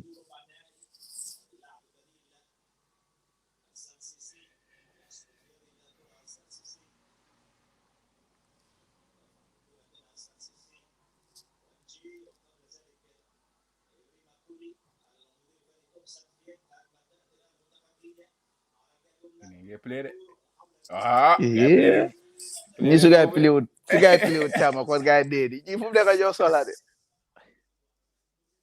te nit na pour ici another defender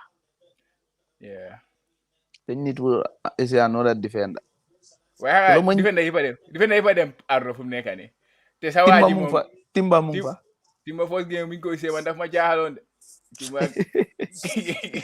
timba ba pare na solmar sa waa ji de war a isi naka tuddaati Ibu Adams mun nañ ko isi sax waaw ñu yokka dara si digga bi ñu yokka digga bi tap waaye kon foog nga génne Musa waaye mun nañu génne Musa ba ki tey mooy am man of the match foul Gambia foul 5 more minutes boy 5 more minutes ñu dem 4 more minutes sax actually boy bi dafa nekk so be wana la man buñ score la pere si match bi bul sona sax ñun nañ la score ngene di ñu score ñun nañ la score ngene di ñu score wala ndaanu mo celebrate no No, deserve na ko nag. Yaga na fa. No, Debro Denasi. Diga Debro Denasi. You look rare card use. Yeah? Ref, what's that? Hey.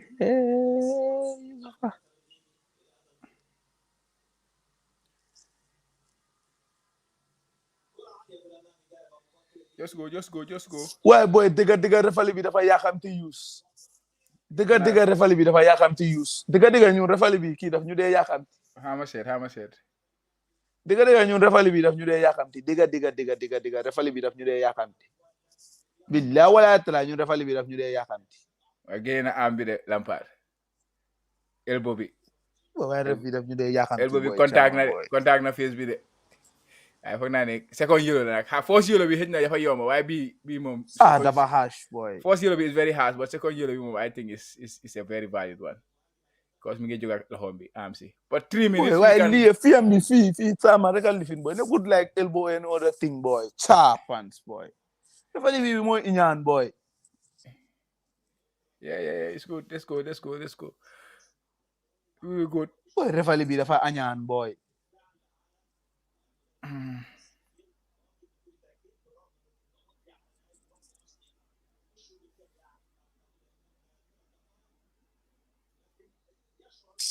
Chapan boy.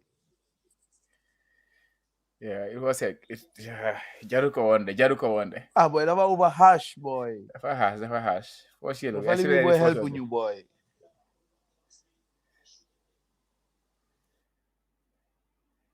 Yes.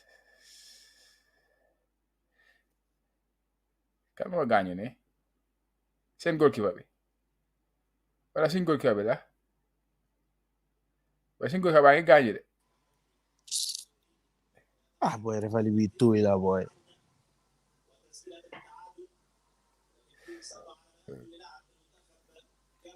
Cameroon yani boy refali bi tuy la. Wana depuis force wana refali bi nekkul suñ side. Refali bi mu ngi play against ñun. But let's just hang on. 2 more minutes to go and stoppage time. He's a defender, boy. He's a defender. Keeper bi tam mi ngi gaañu de. He's a defender, boy.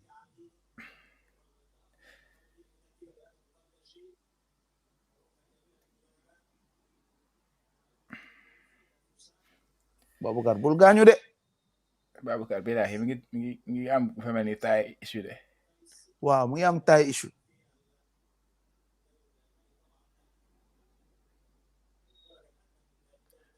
Red card bi harsh na de. Boy, dafa over harsh boy. Hassan hold the ball.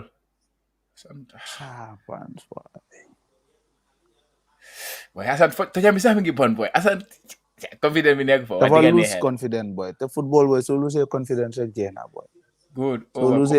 So lose confidence rek jeex na boy. Daf la dee affect mentally xam nga loo dee xelaat boy daf la dee over disturb yaa ngi ko bëgg a def mënuloo koo def time mayu la ko dara mayu la ko boy.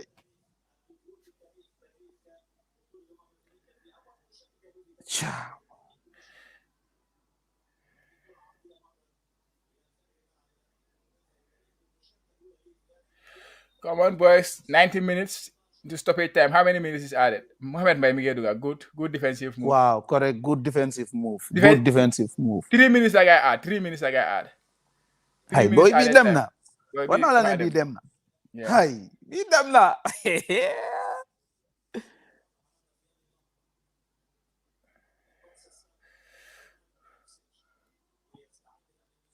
Kii génna Jagwa. Xam nga ne si digga bi ne de. Waa Jagwa bana carte bi oru parce que ref bi di ñu xeex nii refu añaan bi. Dañ ko soxla quarter final. Hay dañ ko soxla ñu na Cameroon refu añaan bi di ñu xeex nii. Yo Cameroon ma gis states la. Yeah, I know. Ma di states adi. Mbaya. Moom mu ma jógee Gambia goalkeeper la woon nag. Yeah. Te moom moo daan fisal gars yi foofu noonu seen koñ. Mu ngi woon France ren. Man bu ma gisee first time bu ñëw player Gambia as a midfielder or something dama surprise sax. Because musuma ko yaakaar. Maa ngi gis man dama naa mu daan play defense bu moo nekk France. Good soul, man. Post bi. What is it? Chama bul diga li match bi jeex na. Man Where is that save?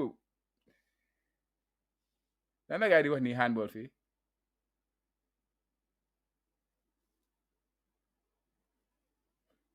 Babukar. Acrobatic save from Babukar. Gaa nga check VAR de. Referee baa nga check de. Referee bul jaay suñu match fii de. Referee bi nag respect gu ñu de. Referee bi nag respect gu ñu de ñun. Corner kick, good. Nothing. Hay dara ne ko fa respect. Boy waaye Babukar safe na. Boy save boobu noonu. Good kick. Good. Babukar safe na. Game bi jeex na. Good play, Assane. At least contribute nga foofu noonu. Good play. Our sister sending love a lot. Thanks, sis. Chong waay. Allez Gambia. Boy tey dëkk bi dina neex Lamine Camara. Boy suñu gars yi nga ñëw de match bi jeex na de foog naa. Dëkk bi dafa tough. Ana match bi dafa jeex na. Xanaa match bi dafa jeex sa seet. No, jeexagut boy. No, jeexagut. Su jeexee naa la ko wax. Hey, no. No be safe na. Oy, Babukar dafa safe. Dëgg Babukar dafa jeexagut de. Yes, yaa bi lii jeex na. Red card.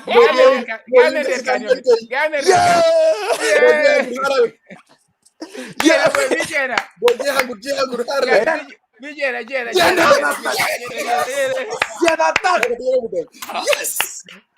Hey, Jaba la waxoon. Ba ci dem nañ ko. Ah. La waxoon may la dañ ci Brazil waaw. Germany. Ouais. Léo fi. Léo. Jenna. I can't believe this. Wallahi. We are going to the semi-quarterfinals. We are Bring on Brazil. Boy, Cameroon, am nañ problème. Well played, boys. Yes! Jen attack. Silly national, bye-bye. Let's start another celebration. Bro, leader the match is ended. Yeah, you guys said. Boy, Cameroon, am nañ problème. So why is that good? Boy, might be boy, si jambaar, boy, si dega jambaar.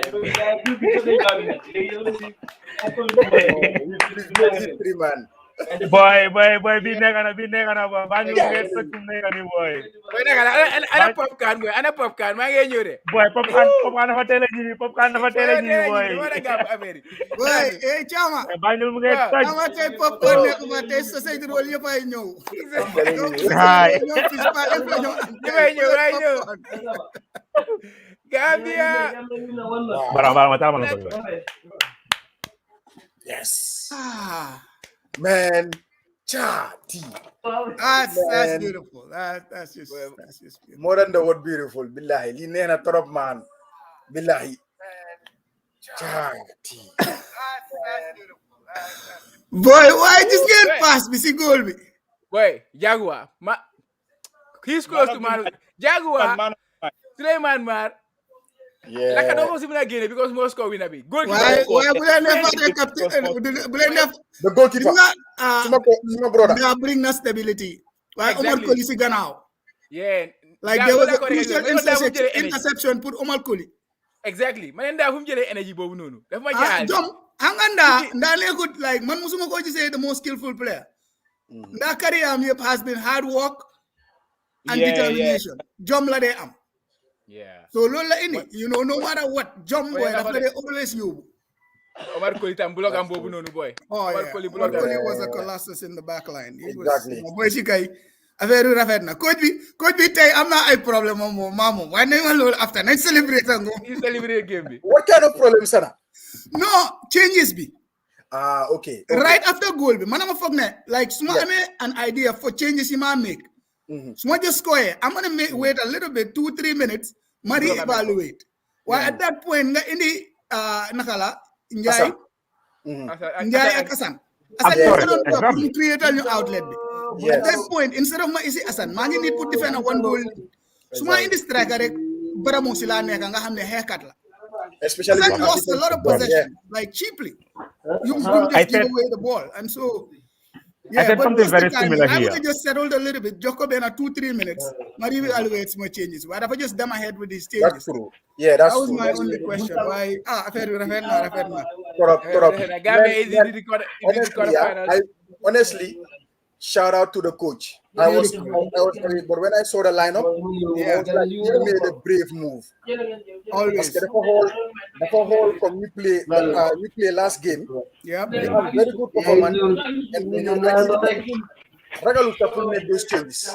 Yeah. Ak lima la no wax rek like last game, lima no wax fi moy. Yes. Some of these players in that game, you need to bring them on, challenge some match fitness, some new amphithy game. And so it paid off big time, especially in light of nakala food poisoning being accused. Yeah. The only players he played in the whole tournament, a joke like Soblensi in a game like this, you nervous and stuff, but they all stepped up. It was great to see. That's right. Listen, ma melen si bi rek ma am suma ñaari Scottish guys yu ma play al college. Boy ñi every game boy ñoy nekk ma ñoom ñoy nekk di chat ñu ngi seetaan game bi di comment musu ñu dem Gambia. Like that just shows you the kind of impact this has around the world for Gambians because I'm I have a very similar story, right? I have a couple of friends that I met through my travels during uni days, boy. I haven't heard from these people, boy, for over 7 years ago, boy. Understand that? Yeah. Like when we could make it to the round of 16, but these people called me, boy. Yeah. And I forgot phone number, understand? From the real phone number or something. They called, boy, they were celebrating, boy. Can I give you Rwanda? Boy, like you guys have fun, boy. Rwanda, a lot of guys are supporting you and things like that. Boy, this is beautiful. This is beautiful. Guys, hold on. We have a family event today. I'm Gente. Gente bi mu ngi start on 2 so xam nga pay rek later ñëw yi ni xam nga janga kamil bi ni ba ci kanam sax xam nga gaay di wax ba ci nga gis pay do di check seen time mané yeen dama wona daw way fokk na ñun ñëpp am gaay la gëna yakam di 15 minutes to the game nga gis suma pay xam nga yoleku ni suma oncle yoleku so ñëpp ñu anda gëna dem bay fa jigéen so why traffic ba ma hawra tida so I came towards the end of the first half so why da nga gis ne comme even sorry to say why the imam bi sax bu yakati gëna fu ñu start so I'm like wow so dama fogo dem ma ne kon ku bonki man ma ko gëna but even the imam sa gaay gi bu dem start Gambia play so this is just beautiful, man. It's beautiful. The way it brings people together, sports, it's amazing.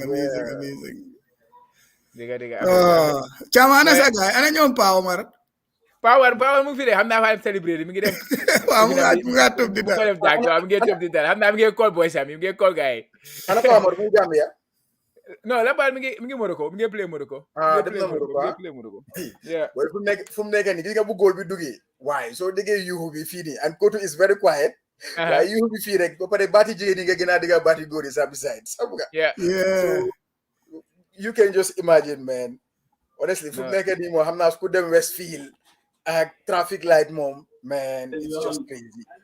Boy, I'm about to leave the office. Depending on whether you guys will still be online, Westfield, not time more join living. Wow. All right, so, no problem. Yeah. But I've been there. The best is yet to come. Like, man, because I'm a Cameroon while Comoros next game. Whoever wins that game.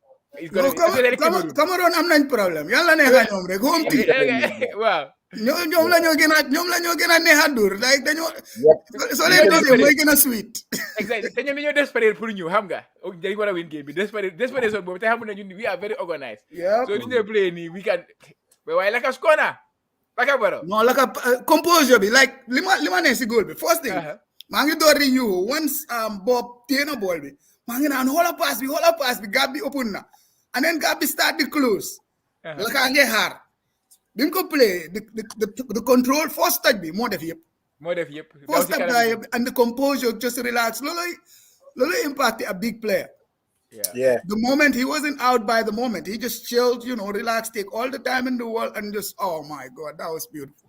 Yeah. 4 games, 4 goal contribution in Wow. every game. He's having an exceptional tournament. I think Correct. now that nakala Abubakar mo fa des legi mo Wait. Abubakar ñoko joxante de xam Bro, tali bi chama sa wori tali bi. way lolu way ma ngi naaf sa time ma ngi naaf sa game PB bro man sax fona tay mom dina honestly I'm not the type ku dem celebrate waaye foog naa bii dinaa dem celebrate no fa nga gëna no fa nga gëna jar na ko waaye bul face pain bi ko bëgg nañ la xamé waaw exactly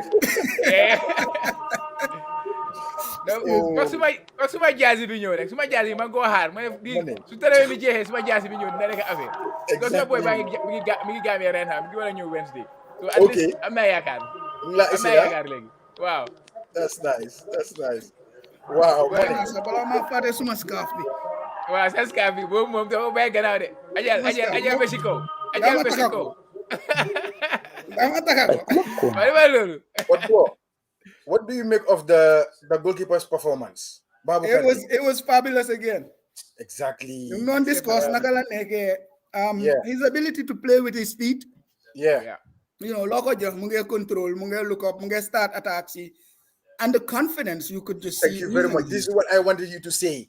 At no point, La Boy Birato. He's young too. He's like 23 23 years old, yeah.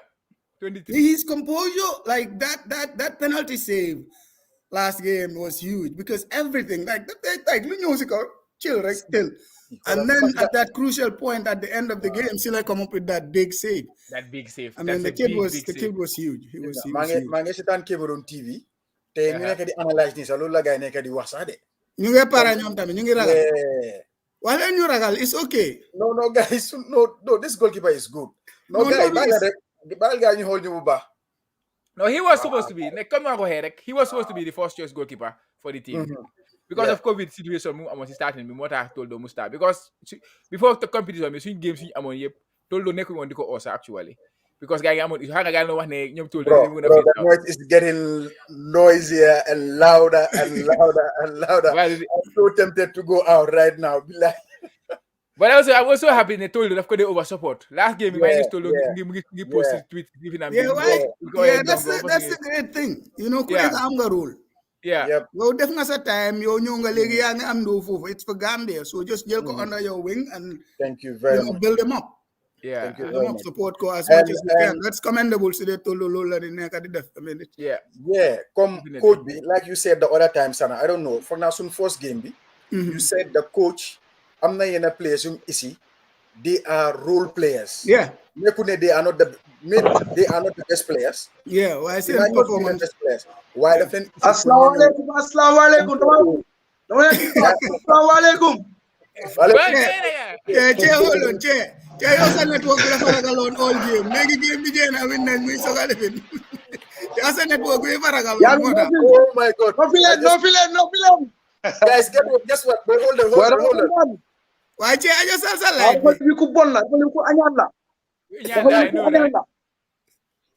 guys, I just got a notification from they just updated Navigator available for Liverpool. I swear, it's on my phone.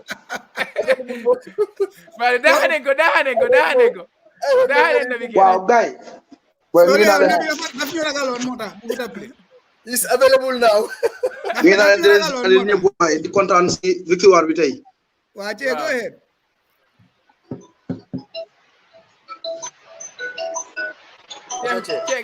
Who's the man of the match? Who's the man of the match? Call your man of the match. Che network am bi dorat na de. Boy, che network am sar la sanda loloy problème bi lolou la ko wax. No, che kay. Wow. That's beautiful. That's just Okay. Yeah, who's the man of the match? Man, Not really. Omar Colley, honestly. Omar Colley, yeah, lead. Omar Colley for me. There's this save that he made. Yeah, the tackle. Buñ bité ñom ñep ak su nekul amna benen clearance bu fa def tamit. And the guy is composed. And Suleyman and this Gomez guy. Gomez. And what's my style with the James? Man, Koku style de bro.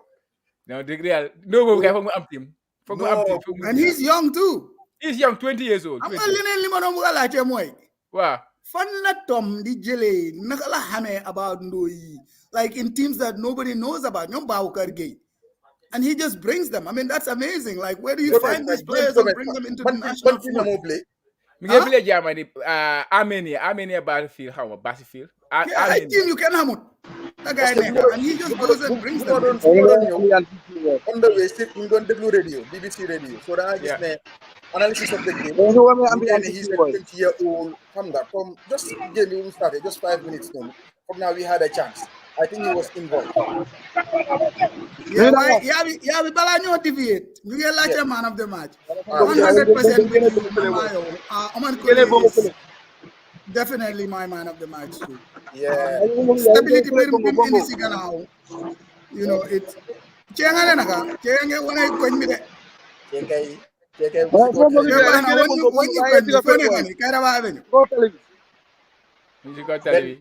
Ben dinañu isi live so agé Westfield because xam naa ne foofu ngeen toj fu mu nekk nii.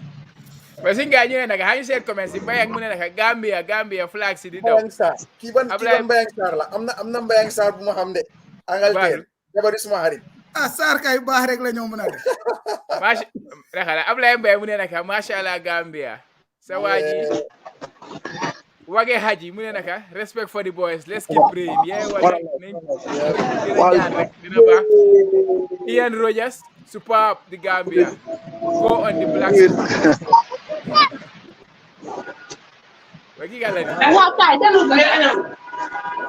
okay. You're not man of the match. Man, I will give it to Suleiman Mar wala Jaguar. I really like the way they play. They dominated the Liga. Suleiman Mar dafa gañu won sa ci biir game bi, but he was still there. Mu maintain like understand. Ñene munuñ ko bir fofu nonu. He was so good and he was so composed on the ball passing and be. I don't think that Suleiman Mar def na any mal pass in the game today. Yeah, he was very good. Yeah, why they mal pass is second half. Today there's national unit. Like a lot of short passes you were underhit, and I was starting to get nervous about that. Why, like you said, Suleiman Mar wasn't one of them. Why, how boys didn't so on, how nervous. I told today there's more cost me, but Suleiman Mar, Yange Water passing ability. Why, equally important was his tactical positioning. Exactly. Yeah, Nimde sealed the defense, and we'll see him there cut, and the hard work. The more depth could take players. But that's Suleiman Mar for the whole tournament. Every single game, he's a consistent guy in that. Definitely, it's so sad that definitely consistent team of the tournament. The whole team of the tournament, but with Liverpool,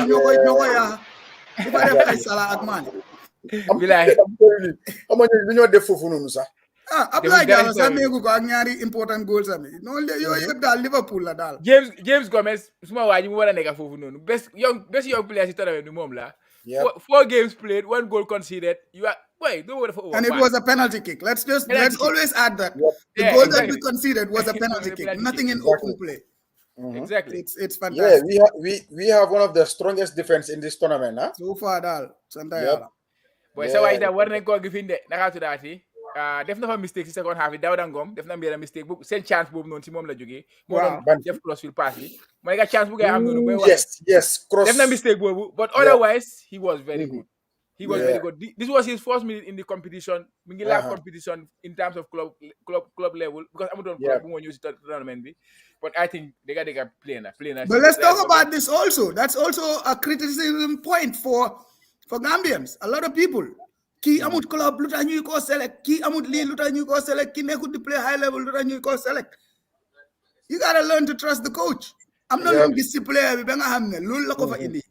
And all of the guys that he's been bringing, even Dasa, I'm at one point, I'm going to dig questions. But every single time you bring these guys, then they sigil, then they sigil coach, then they sigil team, sigil degabe. So we have to acknowledge that and also, appreciate, players. Definitely. Especially Dawda Ngom bobu sa Lampard mu ma wax ne because mom ma gëna current when it comes to Gambian football. Mom ngi follow everything. Mu ma wax ne Dawda Ngom bu affaire bi doon métti. Because Gambia yaa bi waxoon nga ko fi last time ñu neñ lose on hope ci team bi.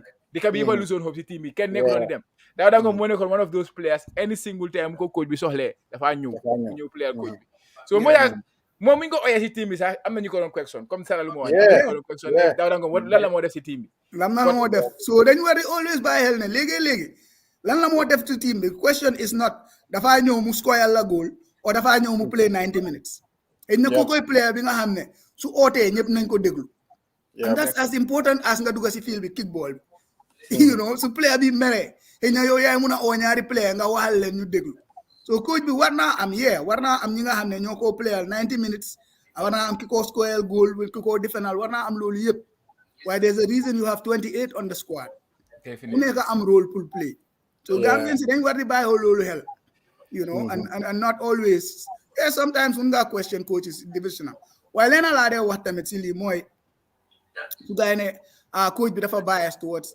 kii wala kile coach bi is biased towards one individual benn rek mooy himself Tom so xamee ne su yóbboo caama daf ko scorer hat-trick mu win dafa pick caama du wax ne waa dama like yaabi so yaabi laa indi no because the one individual ñun ñëpp including the coach su Gambia winee or ñu successful dinañ mun a brag dinañ am the pride dinañ am all of that waaye su Gambia successfully coach bi mooy the one individual bu mun a téye loolu put it in his resume dem Manchester United ne leen lii laa def mu dem Chelsea dem Liverpool dem beneen country ne leen man lii laa achieve so that individual his biggest loyalty is to himself and so team bi defut well who's the first person to be fired coach not players so the same thing moom boppam la gën a loyal to so comme feel ne rek man kii su ma ko indee dina ma indil results li ma bugga kooku laa indi and so this talk of bias man I always look at it you know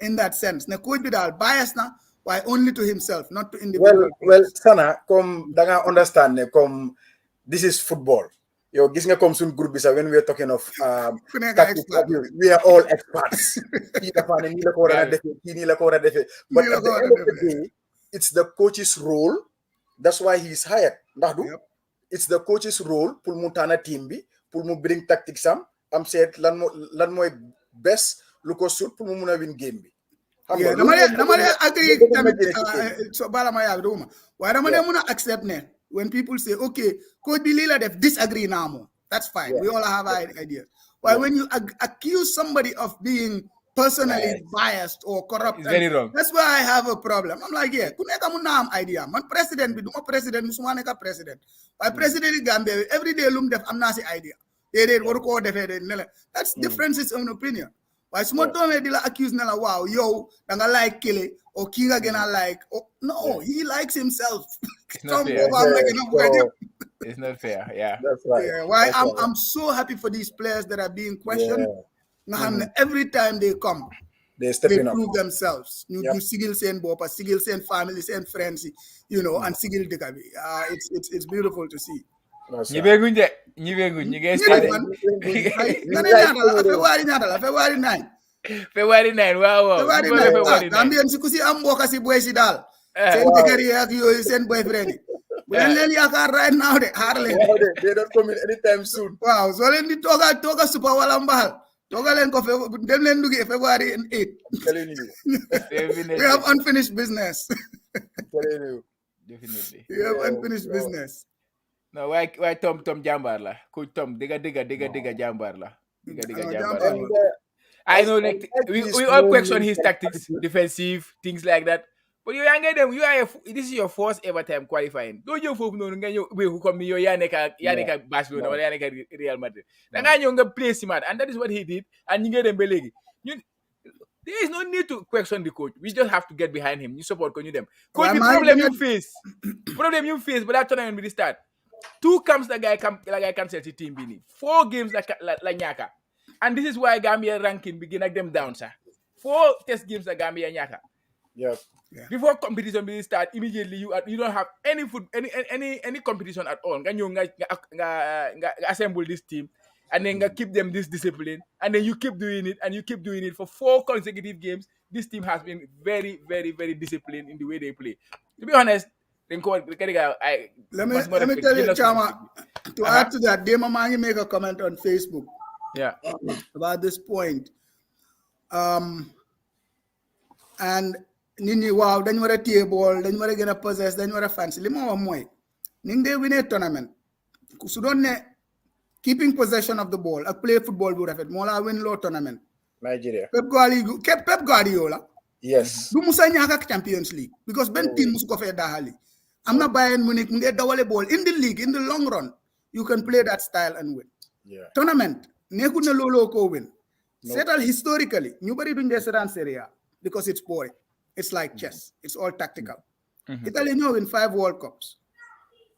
Last Euro bi kan mooy star yi Italy bi nobody. They don't have any recognized star. But they won that championship. Not because they keep possession of the ball. It's because tactical awareness, that determination, that understanding of what spaces to close down. It's very tactical and it's a lot of hard work. Mentally and physically, it's draining. Scott Tomune Amsi Boyce, that's what he's doing right now. So this notion, wow, then what a tear ball, play good football. Take a disnako. Guinea Munino creators and Bopa. Their best chances were from new game a tear ball in the defensive third.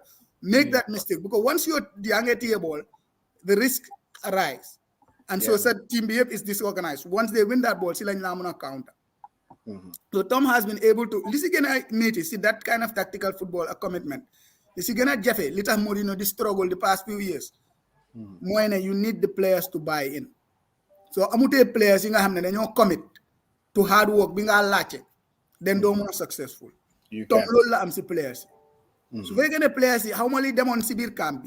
Why so then you get mer for overtime? One win because field because every single one of them they put 100% every single game, which means they are buying into the coach's system. Once he has that in them, that's what he needs to ride, as long as he can. Why football will rafet take possession rafet na nenawa. Why ne could ne lolu mola guarantee win. It's not always gonna win there. No, Mansa stance bobulajilo. Ne I guess ne suma sun first game bi bu ñëwé I had a lot of criticism ne wow ne kundi tie ball ne kundi dawai ak but that does not win you the game. What Nigeria yesterday? They won their first 3 group games easily. But look at them when they came to the knockout stage. They got defeated by the team that Gambia defeated. That's Tunisia. So man, I've moved away from that notion. Wow, danga wara tie ball. No, this is working for us, and danga wara def lu practical. Yeah, exactly. Danga hamsa plus. Danga hamsa plus. Gambia. Bepare sen nga de Tom. Not just ne daf de ñëw rek mu tie. That game bi nga xamne dem nañ ba nekk a goal down. Immediately dafa change tactics yi mu attack. And we score. So he's doing what works. This game they put the same thing. This is a different opponent, and he adjusts. And so you learn to trust that. Ne suji say ne, I'm not team I'm not team not table with dawale, Dorland. About the lolu. He's proven it. Yeah, sure. So I hope that more of the fans get that and get off that bandwagon of take possession all the time and stuff. I think the mood has changed. Recently, Gisuma Ben criticism of the coach. The only criticism I saw was come on Twitter. I think it was just for fun. The coach needs to lock so and so players and throw the key away, something like that. But that I understand that was just a joke. I understand. Jokes, right now, I don't see any criticism being levied on the coach right now. Come coach be right now. No, I think everyone supported him right now because the system he is bringing to us, the system we're doing, the system we're playing, it's working, huh? Well, Gambia put nga discipline len daf daan jafe team Gambia su gaay ñëw daf daan over jafe pour nga discipline team bi yana ko ñen am Gambia fi di boy ki lum def ni is bro, we only conceded 1 goal on a penalty kick. Yeah, it was a penalty. Nothing in open play so far. Bro, ken dalal wul suñ baay comme ñoo dalale seen baay xam nga. Yeah, exactly. We considered la gaay jotta dalale ba. Wow, exactly. I can't want it to be bobu dalale ba. Wow, affaire la. Man la xam naka la dalale si baay because ko si angol bi la ko kiyé right. Boy bi dal ba bi génné né. And wala Guinean si loolu wax naka la Salam Sow xam nga Salam Sow teru waaw ko ni cooco yu bari yooyu Guinean boobu seen foofu why Chama man I don't lifin wax ñu lan la Salam wax sax lifin just in case kenn no mu ne Guinea su gaay demee ak Gambia play ak Gambia gaay winuñ Gambia gaay war disa wuñ pour dem si African Cup of Nations waaw so léegi my response is Salam léegi Guinée deserve nañ just withdraw rek mu jeex. comme que Gambia door nañ leen jeex na moom na follow through with that. no bàyyi gars yi honoré rek. man li ma si understand mooy Salam has to say what he has to say to get his team to be confident. Yeah. So our problem is Salam wax loolu or any foreign coach you say anything loo xam ne moom nga mun a wax not players who believe ne ñun ñoo mun Gambia that's what you want. Yeah. Problem bi ma amoon si loolu mooy Gambians coming in and buying into that idea gis naa kenn mu naan waaw Salam waxu fe den dara lu nekkul dëgg I'm like you just don't understand one word being used mooy we've been outplayed in every game. Lan mooy outplay. Because nga njëkka man pour man outplay nekkul ne nga gën a keep possession. Outplay mooy man suma amee suma game plan nga ñëw nga génnee ma si suma game plan then you have outplayed me waaye su fekkee man suma game plan mooy ñëw bàyyi la possession 100% ma am benn goal win you have not outplayed me I've done exactly what I wanted to do. mais tubaab bi sax léegi dañ bàyyi affaire yi possession dañ ko bàyyi léegi xam nga naka la ko gars yi possession la ko gars yi day wax dañ dee focus on possession boo am in the dangerous area so nga téye booy bi si digg field bi di def lu la ne nga fa ne yaa ngi dominer game bi football boobu dafa xewi tay today sa Gambia we had like 50% of the possession in the first half. I think that is our highest in the competition because ñun xam nañ ne Guinée amuñ seen bëñ buy maate foofu noonu nekku fa so mun nañoo génn ñun tam ñu attaque gars yi tuuti te sonal nañ gars yi because we have some very good interplay in the middle ñu create si a little bit of chances here goal bi xoolal nu mu ñëwee dañ build play ñu score gars yi beautiful so necessary daal su dee mooy work do it waaye daal be practical that's what you do in tournaments you come in you're practical lan mooy work lan moo laa jot 3 points yow su la nee you keep the possession I keep the points. Exactly. That's what matters. Chama, let's go to the comments and if possible, you them social media because I know it's buzzing right now. Yeah, let me do that. Social media. You Giris la ñoo def Giris. Xam nga Giris yéen a ngi fay Giris lu ñu defoon si Euro bi tadu. Giris la ñoo def. Giris la Leicester tamit. Waaw Giris la Leicester exactly. 2004 Caristaes. You remember? Caristaes hey. 1-0 rek la gars daan win team boobu tamit 1-0 rek. I said comments. Yaa ngi dugal Twitter. Yeah, well, in the meantime, léegi mun nañoo relax ñu seetaan Cameroon game in peace. Yeah. And then ku ñëw rek ñu follow woon. Mun naa nelaw. Waaw, ku neex daal na aksi. No pressure at all. Yeah, Cameroon, they play with a target guy. Yeah. Abubakar. And if you come playing with a target guy against us, I think Omar Colley is more than capable, more James Gomez, that tandem, to contain that guy. Mm-hmm. It's going to be a battle, but Ragalin can.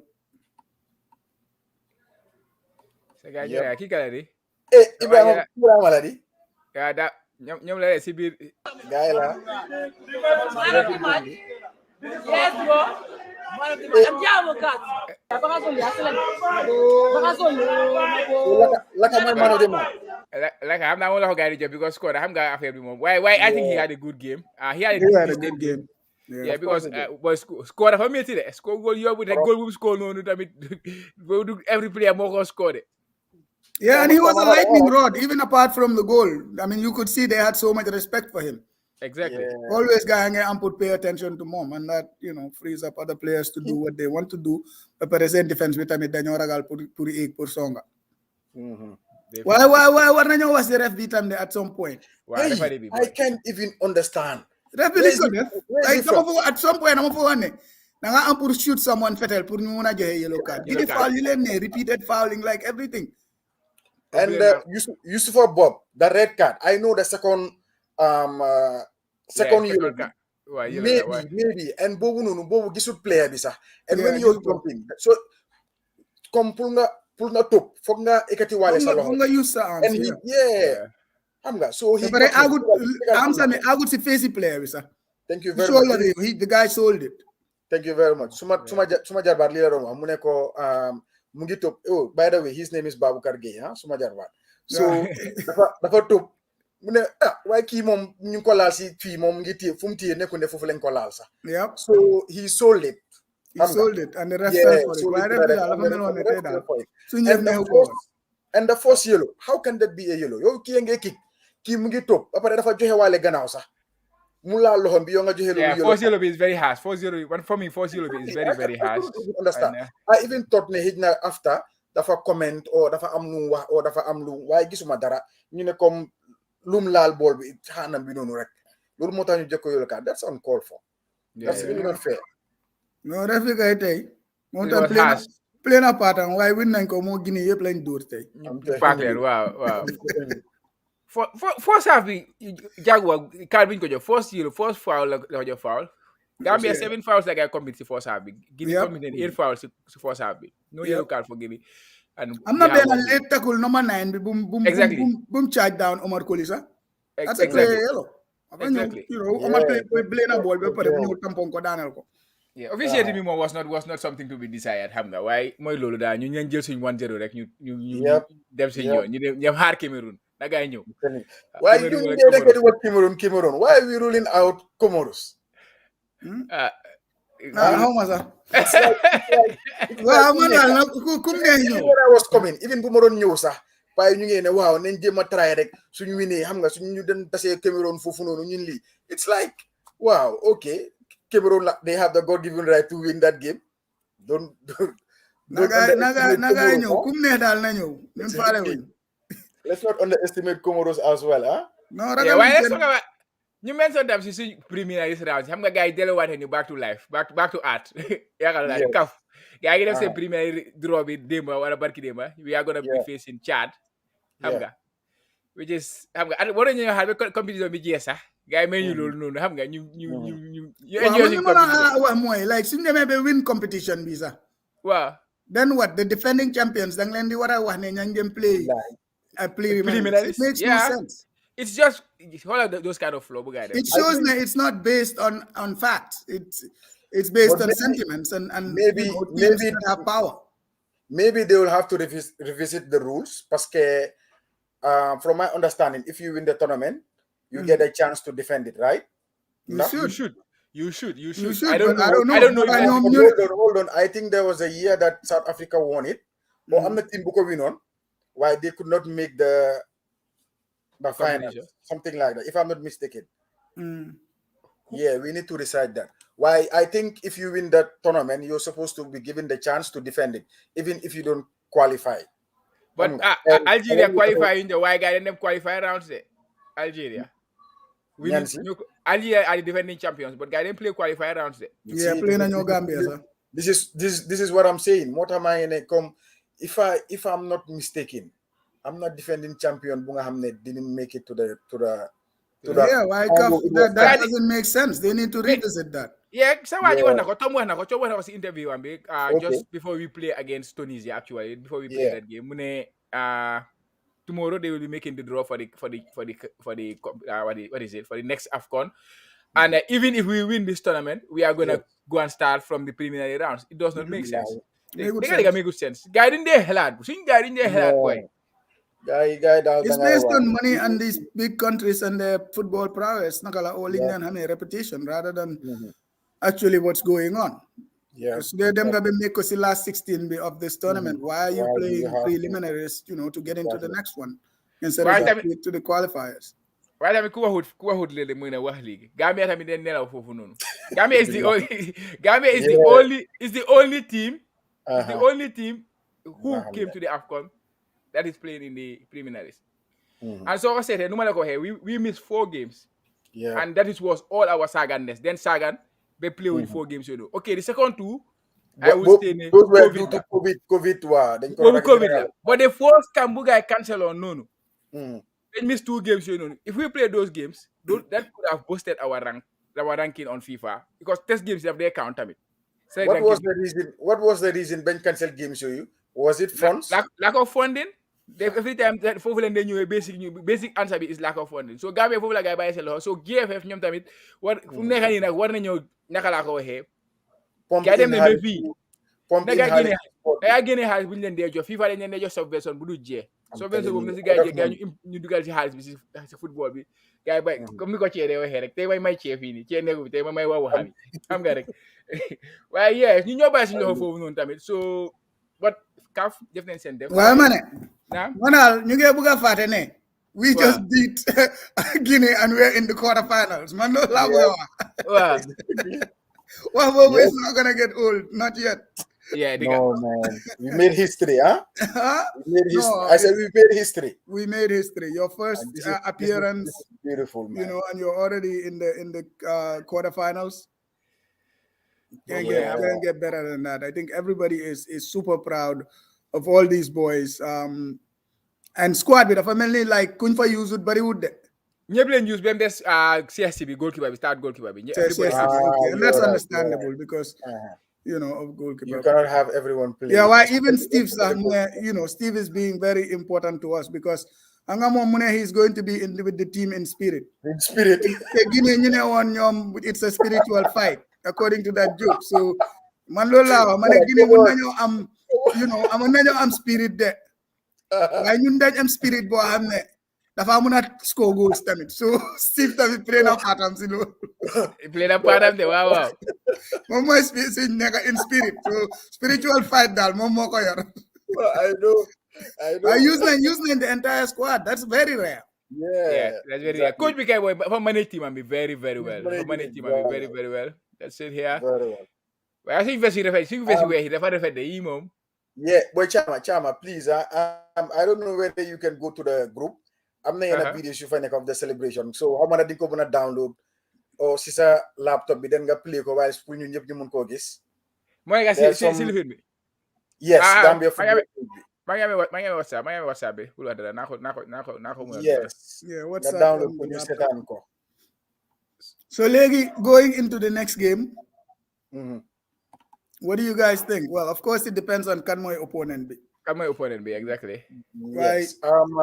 Okay, I think the coach come every game that go approach based on what he sees fit. Because no more approach a Guinea game will differ from the way he will approach the Cameroonian game. Cameroon or Comoros?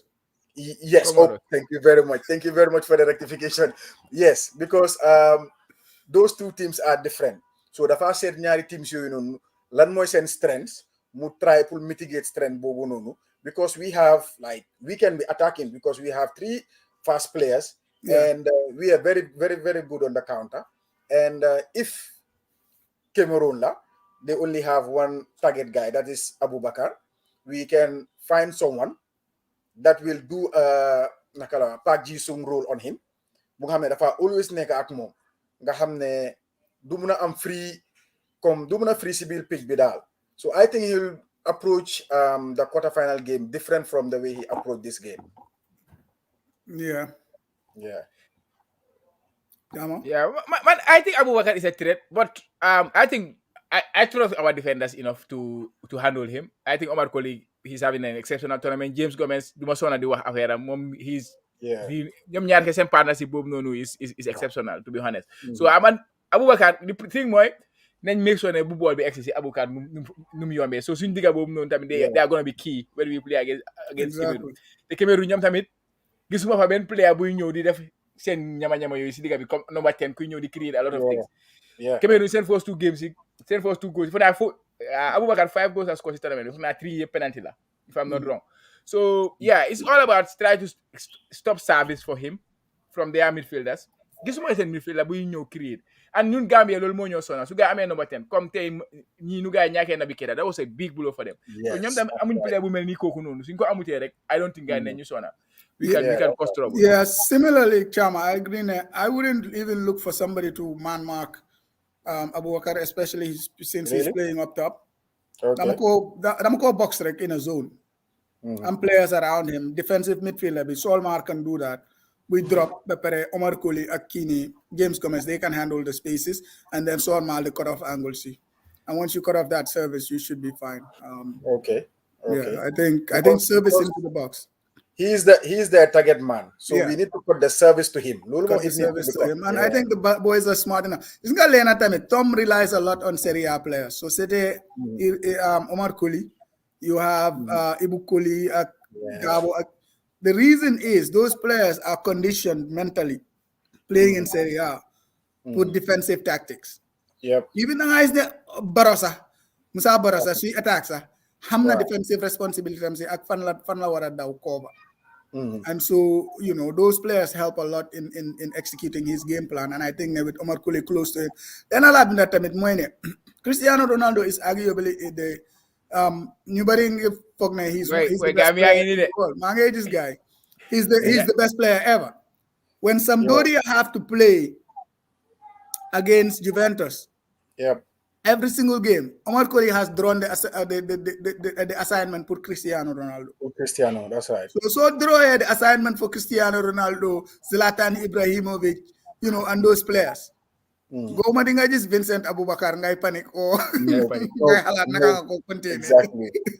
So he'll be it'll be actually be fun for him to go up against a big name player like that. I mean, relish that opportunity. And play Jomla, I'm a player video in your hall. So well play. You not get digga? No, not yet. No, li Ibo Town la mandru de fofu la moneka Ibo Town. Ibo Town.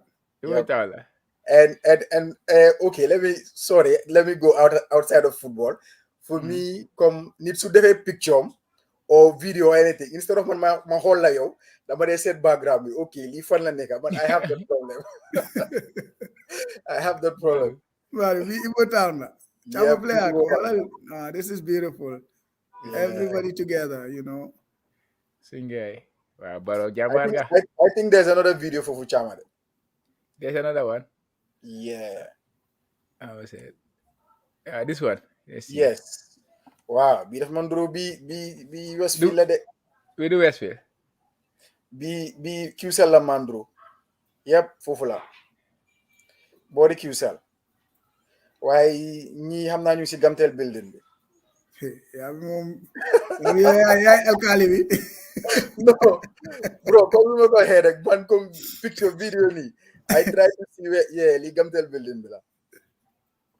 Wow. Yeah. But speaking of going into the next game. Yes. Yeah. What do you think coming from this game? Lolan wara gonna clean up because there's always room for improving certain things. Okay. One thing I come luma by Helsi game bi, that was buñ score Guinea, and this is not the group stage. This is the knockout stage. So they know that they had to come out and get a goal. So dama gis ne come we were open, especially si sun left flank bi. We need support for Fununo. We need to reinforce the back four. Banga hamne those lapses that come. It was too open for me. Yeah, we guys got offside no. No, they were more than one play. And it's not necessarily the left backs that they have it. Thank you very much. Lila Nekere. It's not. It was the midfield that we were new reinforced. It's not part of it. Maybe for now, Bobla. For now, at that point, the first one. Yeah. Because Namunge Ampur, like there were at least two plays you might remember. Namunge knew very late. Yep. Either nga stay in, nga buy and receive, which did not put on face like you. Why if I knew more late, by the time we actually next pass bang on. No. Mahol left-sided midfielder before. If I turn the setup instead of mu cover. Yeah. And we can't have that. You can't have that. After Lulu Natsila Tom you change. Why yeah. That's a big lifting. And I mean for woman yeneen team si sax ñu ngi jéema attack songa suñ left side boobu too much ndax ñoom seen strength la waaye man su ma doon coach against Gambia I would have tried a little bit more seet lan laa fa mën a amee so yeah left-sided midfielder boobu needs to come in a bit more. Yep. That Ibrahima Dawala, whoever it is, to help out. When Musa Barrow was there, he did a lot of work coming in there. But I'm on the one thing Lima gonna look more mal passes. Yeah. Second half, we didn't score how much that then took so on that then nervous, but too many giveaways of possession in the center of the park, and that's just costly. That's right. We just need to clean that up. Our passing in there. That's right. Yeah. Right. Man, is more man. I think it's gonna be about the attacking. In attack because first half we now half time. We have a lot of set pieces. We have corner kicks. We have set pieces in dangerous positions. But this culture of the Mamuna kick, always, I know like about the Mamuna kick, he scored a wonderful goal. But for sometimes for what they had, he has other teammates. Understand? You're in a position, you're not you're the nigga. Jim code drop CB box B. You said that I'm that it's a Scramble, ball, a scramble or something like that. Because sometimes set piece can win a football game. A set piece can win a football game. So we have to make more use of our the set piece chances we have in games than when you call Joel, you could try every time they put yeah, have they even worked on any set place in practice? I don't know because just I'm going to Daralo Hamne suggest no Lulu. Everything the family then always in players and a Kimuna kick from Birkama Musko. You have to pick your spots, you know. We have some good we have some free kicks in some very good positions, but yeah. Making the most the most use of them.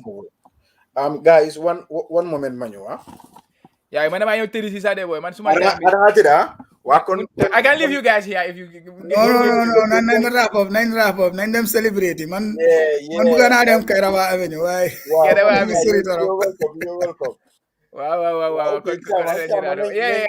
Then you are affair sponsors. We are looking for sponsors for partnership. Yeah. Wow, munga affair lulu. Yeah, go ahead. Okay. Wow. You guys watching come ñu leen di ñaan pour ngeen subscribe grow lo sun page bi mu gëna big as we are trying to promote Gambian football and our Gambian players and teams and put us high up there with the other teams and other players pour ñom tamit ñu mëna show ñu wone come outside lan la gaay mëna wone dal and ñu get sacrifice sun time a lot. Come you see Sanasar right now here, he's in the US. Come he sacrificed a lot. Chama, he's all the way in Japan. I think it's 3 or 4 a.m. there right now. Huh? Yeah, so we get sacrificed a lot. And this also requires a lot of resources. So you get like keep outside for you want to do partnership with us. We're open. Our doors are open. So you can reach us at jfb at gmail.com. Jollof Football Bantaba. That's the whole name. Jollof Football Bantaba at gmail.com. You can send us an email or you can send us a message on Twitter or Facebook. I think, Chama, you have a Facebook. Or you can follow our page and send a message there. Yeah. Yes, we are open for partnership. Yeah, so basically, if you're a young business and you want, people to know about it, you can sponsor the show basically because right now, just can among them sponsor, and so your name can be there. We can give you mentions. We can put your logo up. Different kinds of packages are available. So just reach out, and you said what we can do together, and it's going to be a mutually beneficial relationship. It's not just I just know donate. Kubuga donate, we'll take it, but more so a partnership, it will be, highly appreciated. Definitely, and the easiest way to help us is just by hitting that subscription button. And if you like what we are doing, just hit that like button, guys. And we really appreciate your time spending it with us. And coming go ahead, viva, let's go Gambia, and all the way to the finals. You them all the way. So then I'm feeling quite mal because it's getting a bit late here, and my guy, you them celebrate. Be them big a bit traffic like a guy. So that I'm big a bit Avenue. So guys, we take on on behalf of the Jollof Football Bantaba team. I would like to say a big thank you to all of you there. So good day to you all. Bye. All right.